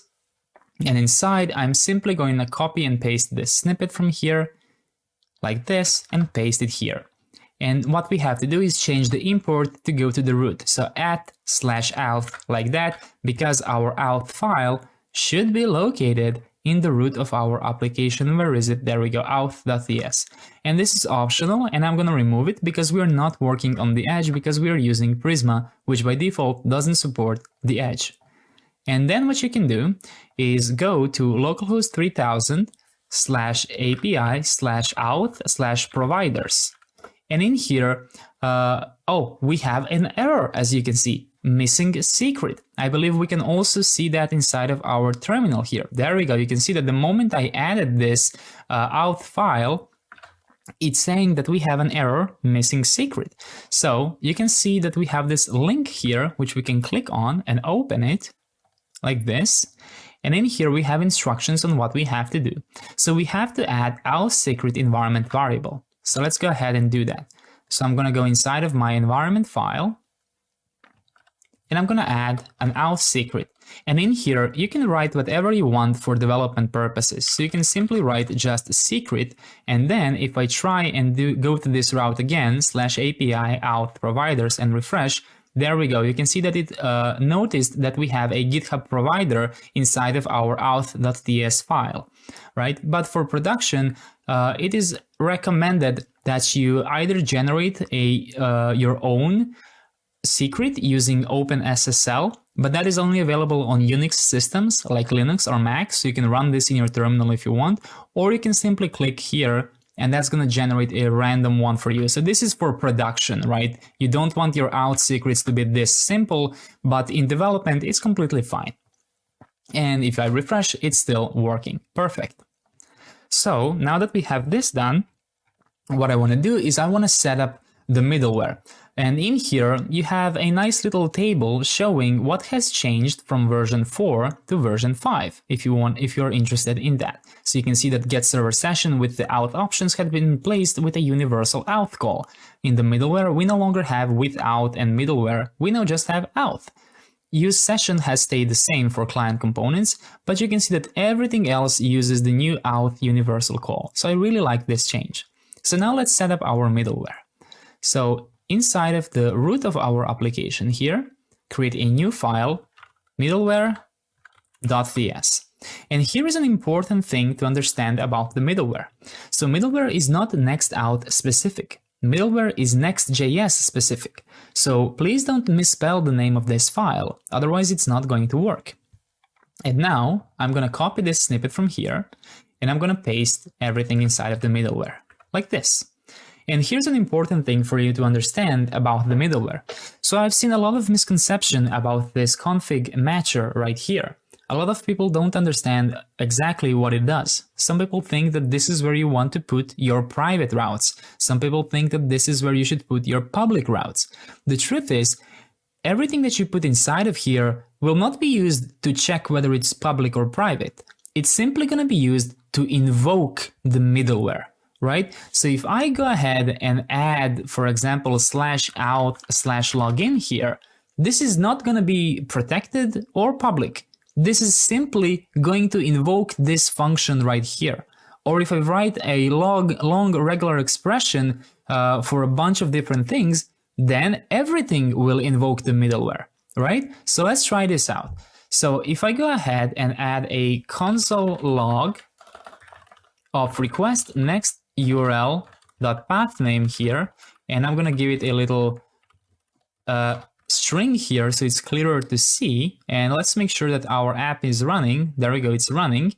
And if I go inside of my Auth/login now, there we go. You can see that it says route Auth/login. But if I go on register, you can see that I don't have that console log. So the middleware was not invoked. But if I go ahead and add /auth/register here as well, then in the terminal, when I refresh the register page, there we go. You can see that the route is /auth/register. So that's how the middleware works, right? So it's not black and white where you have to put your public routes here or where you have to put your private routes here. It is simply a matcher for anything you want to invoke the middleware.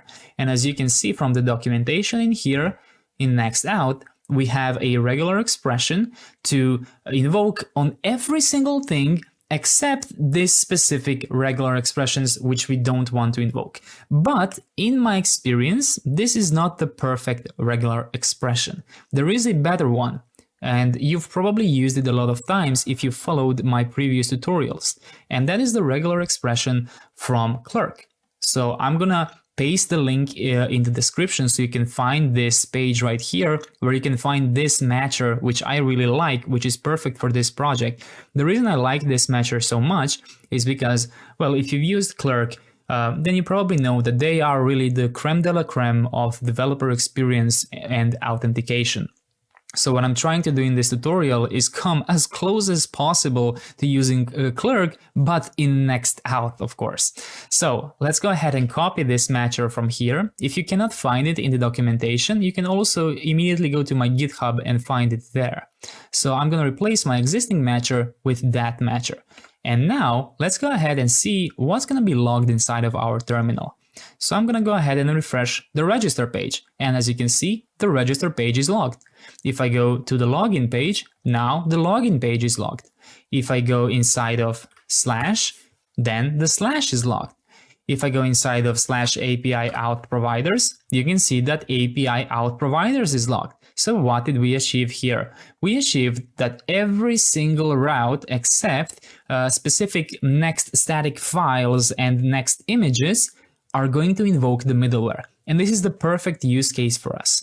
The reason I want it like this is because I rather want to invoke the middleware everywhere. So both on authorized routes, both on routes used to log in, both on private routes, and also on public routes. And then in the middleware, I'm gonna decide what I want to do with those routes, right? So you can see how we can easily get the is logged in status using request.auth, and we can turn that into a boolean by adding 2 exclamation points here. So I'm gonna add a new console log is logged in to be is logged in, like this. So let's go ahead and go inside of our terminal now, and let's refresh the landing page. And there we go. You can see that the route is / and is logged in is false. If I go to Auth, you can see that the route is /auth/login and is logged in is false. So I'm going to use the combination of the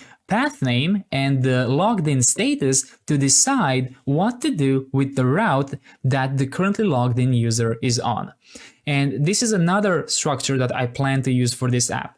I want my entire app to be protected by default. The reason I want that, because I feel that most applications work like that, right? So you are most likely going to have fewer public routes than private routes. So it doesn't make sense that we have to write every single private route. Instead, let's consider the entire application to be fully protected and in need to be authorized to access it. And then we're going to separate just a couple of routes like a landing page or the documentation, something like that, to be able to be accessed for non-authorized users. So that's what we achieved with this middleware here. And well, you just saw how easy it is to get some tokens from here.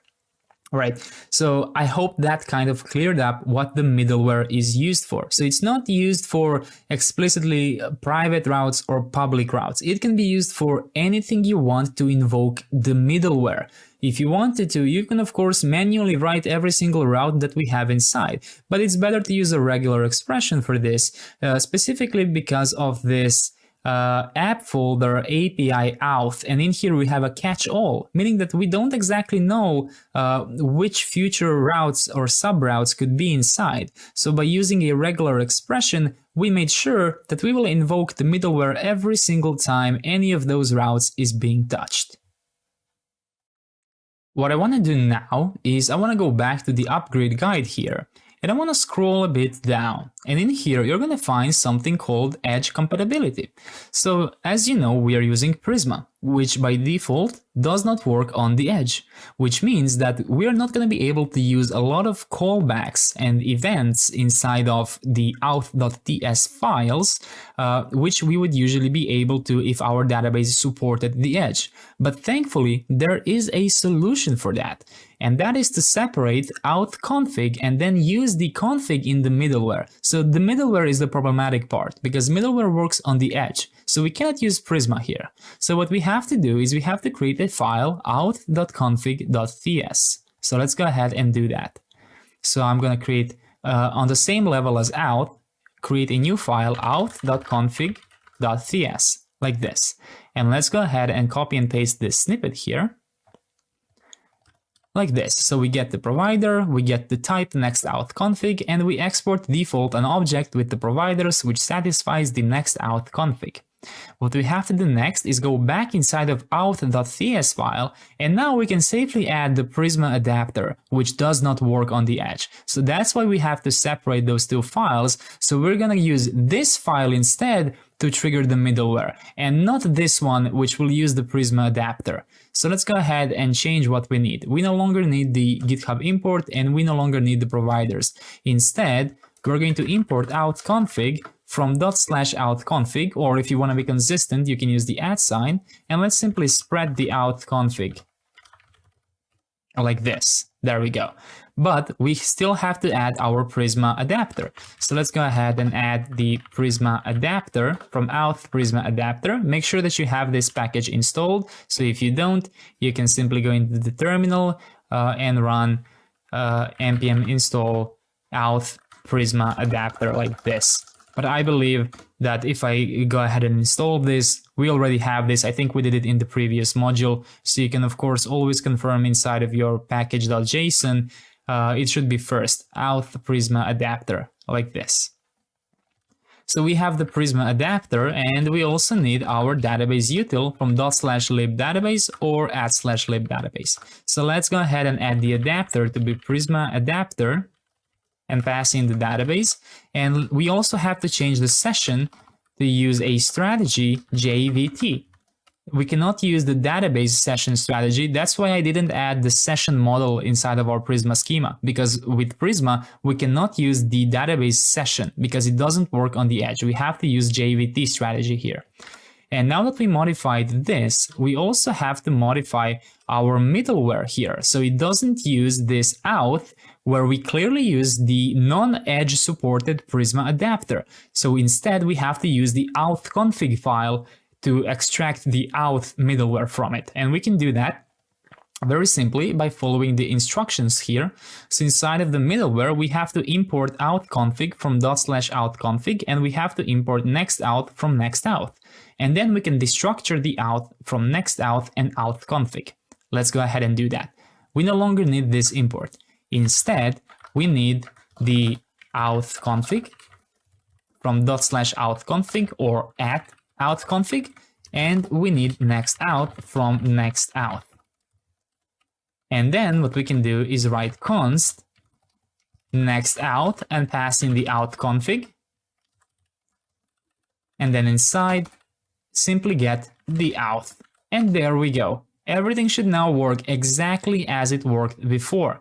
So if I go ahead and open my terminal here, and if I do, let me just close this one. So make sure you have npm run dev running.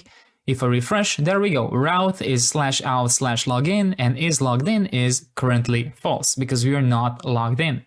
Perfect. So everything seems to still be working, but what we can do now is we can, of course, do some callbacks. I'm going to talk about callbacks later when we actually start, implementing them. But callbacks are extremely useful when you want something to trigger specifically on some next auth actions like sign in, authorize, sign out, redirect, things like that, right?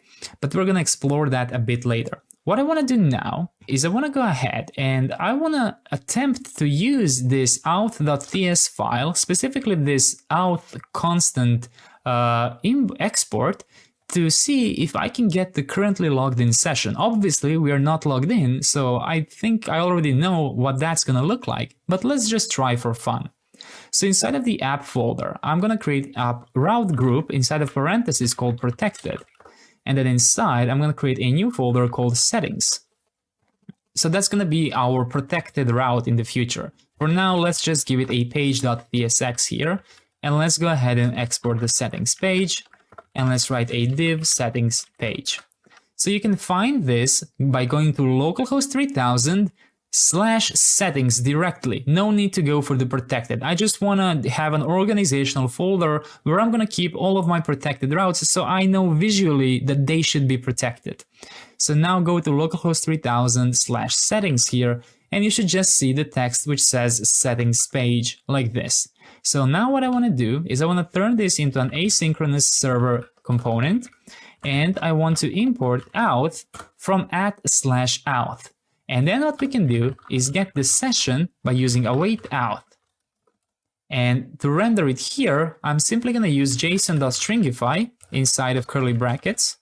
So json.stringify and pass in the session like that. And there we go. You can see that the current session is null like this, exactly as it should be. Perfect. So let's go ahead and do the following. If the user is logged out, I don't want them to be able to access this settings route. So here's what I want to do. I want to go ahead and I want to create a new file in the root of my application called routes.ts. So on the same level as auth, middleware, completely outside of any folder that we have so far. And inside of here, let's go ahead and do the following. Let's export const public routes. So in here, we're going to write all the routes which we will allow logged out users to visit. So obviously that's going to be the landing page for now, like this. If you want to, you can write a little JS document here. Let me just find how we write that. Like this. So you can write an array of routes that are accessible to the public. Like that. These routes do not require authentication, and you can give it a type of string. So we're just practicing JS doc a bit. And now let's go ahead and do this. Let's export const auth routes. So these are the routes which will be used for authentication. So for now, that is /auth/login and /auth/register. So let's copy and paste the JS document here if you want to. You obviously don't have to. So this is an array of routes that are used for authentication. And let's go ahead and write these routes will redirect logged in users to /settings like this. And let's go ahead now and let's write another one here, export const API auth prefix. that's simply going to be a string /API/Auth. So that's going to represent this file which we created here, API Auth. So inside of our middleware, it's important, we're not going to add that manually to public routes, but it's going to be a special case so that we never block this API route. It's important that this is always allowed to logged in or logged out users. They need to be able to access /API/Auth. So we can add a JS document for that as well to explain it briefly. So this is very simply going to be the prefix for API authentication routes, like that. And I'm going to write in here, routes that start with this prefix are used for API authentication purposes. And the type is just a string without an array, like that. And to make our code a bit better, let's also add export const default login redirect. So this is going to be the place where we're going to redirect whenever the user is logged in unless specified differently. So let's add a little JS doc for this, the default redirect path after logging in. And the type for that is a simple string, like that. There we go. So now we have defined our first routes here. And now what we can do is we can go back inside of our middleware .ps here, and let's remove everything inside. And instead, let's go ahead and let's import everything we need from our routes. So import from @/routes. We need the default login redirect. We need API Auth prefix. We need Auth routes, and we need public routes, like this. And then in here, in the middleware, I'm gonna go ahead and destructure the next URL so it's easier to access. I'm gonna check if we are currently logged in by using a boolean of request.auth, and then I'm gonna define if we are on auth route. So actually first let's do is API auth route. So const is API auth route. So next URL dot path name dot starts with API auth prefix, like this. Let me try and expand this a bit more. And you can see that because of our JS doc, we can clearly see what this means. The prefix for API authentication routes.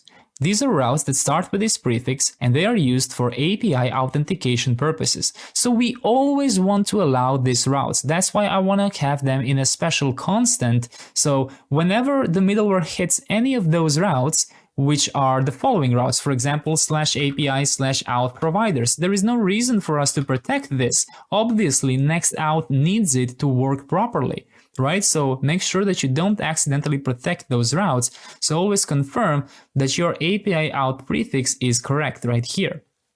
Great. Now let's go ahead and check if we are on a public route. So const is public route. That's going to be public routes dot includes next URL.pathname. So if the next URL.pathname is any of the following, so you can see that public routes is an array of routes which are accessible to the public. These routes do not require authentication. So this is how we're going to know if the user is trying to access a route which is completely public, and we are always going to allow that. And lastly, let's add const is auth route. So that's going to be auth routes.includes next URL.pathname, like this. So if it is auth route, that is an array of routes which are used for authentication. These routes will redirect logged in users to /settings, like that. So basically, if the user is already logged in and they try to access the login screen, we're not going to allow that. We're going to redirect them back to the settings page. But we're going to do the opposite if the user is logged out. If they are logged out and they try to access the settings page, we're going to redirect them to the auth login page. So you can see how powerful the middleware can be when you allow it to be invoked on every single route that you can imagine. So now let's write this logic. So first thing we obviously have to allow is if is API auth route. We don't even have to check if we are logged in or not in here. Simply return null, meaning do not do any action regarding this. And you can go ahead and try this again by going into localhost 3000 /API auth providers, and this should still work just fine. Now what I want to do is check if we are currently on an Auth route. So let's go ahead and write if we are on an Auth route is Auth route. And then by default, we're always going to allow people to visit the Auth route, right? But before we do that, let's check if we are logged in. So if is logged in that case, what we're going to do is return response redirect new URL. And in here, we're going to use the default login redirect. So the reason I want to put that in a constant is so you can easily change it later if you change your mind and don't want to redirect user to the settings. If you want the dashboard to be the main route, you can easily do that here. And we're carefully going to use that in all the correct places. And whenever you use the redirect in the middleware and the new URL constructor, you also have to pass next URL as the last argument here. So inside of the new URL constructor, make sure that you pass the next URL. So it doesn't matter if you manually wrote, /settings like this, you will still need to pass next URL. And the reason you need to do that is so it creates an absolute URL, because this is not an absolute URL. But when you combine it with a second parameter, which is next URL inside of this, then that will create it into localhost 3000/settings, which is what we need. So you can use that. And I'm going to bring this back to use the default login redirect here, like this. So just by adding this, I believe nothing should be changed yet. So if I go back to my homepage here, and if I click sign in, there we go. I can still visit the Auth route. Why can I visit it? Because I am not logged in. So I'm not getting redirected to the settings page because I'm genuinely not logged in and I just want to log in first. And then also the order of this if clauses matters. So make sure that you do it in this exact order. So first allow every single API route and then go ahead and check the Auth routes. So it matters because while the Auth routes are technically public routes, remember, we did not include them here, right? So we have to check them first before we check the public routes manually. Otherwise, you're going to be left in an infinite redirect loop. So when you added this, make sure you've confirmed that you can go to localhost 3000/API/Auth/providers. Then when you added this, make sure that you can visit your Auth page right here. This is how you're going to help yourself if you have any errors. If you can see the exact thing that I'm seeing, everything is going fine. And now let's do the following. If we are not logged in, and if we are not on a public route, in that case, we are going to return response redirect new URL /auth/login and pass in next URL as the second argument. And then outside of any if clauses, by default, we're going to allow every other route. So this is how we're going to use our middleware, as you can see. We're going to invoke it on every single client and API route. But on specific routes, which we define inside of our file here, like auth login register or a / page, in that case, we're going to go ahead and do some different behavior, right? So you can see that we return null here, which basically means allow this. Don't do anything if this happens. So if the user is not on a public route,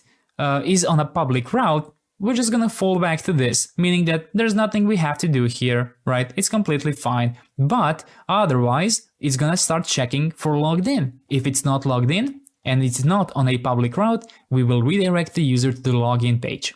Perfect. So let's try this out now. Here's what should happen. You should be able to see Auth login normally. You should be able to see Auth register normally. You should be able to go to /API/Auth providers completely fine. But here is a route that you should not be able to visit. Localhost 3000/settings. If I go here, I am immediately redirected back to the login page. So make sure that inside of your routes, you didn't write the settings page in the public routes. But here's what happens if I add it to the public routes. So if I add settings to my public routes now, I can go ahead and visit the settings page. There we go. I can now visit the settings page. So I believe this is quite a useful middleware which we created. Just remove the settings from the public routes. And we have quite easy controls outside of the middleware itself because I feel like it's too cluttered to keep it all together inside of here. I believe it's complex enough to have this. Great. So I really like this middleware, and I think we've pretty much mastered the middleware now, right? So I believe you know what it's time for. It's time for us to go back inside of auth.ts right here and to actually add, well, not here, my apologies, the config, and to actually remove the GitHub provider for now, and instead add the credentials provider, which will finally allow us to call this login function. And once we log in, we will be immediately redirected to the settings page. And once we log out from the settings page, we're gonna get redirected back to here. First things first, let's remove the GitHub provider. We don't need it, like this. Instead, let's go ahead and let's import the credentials from next/auth/providers/credentials, like this.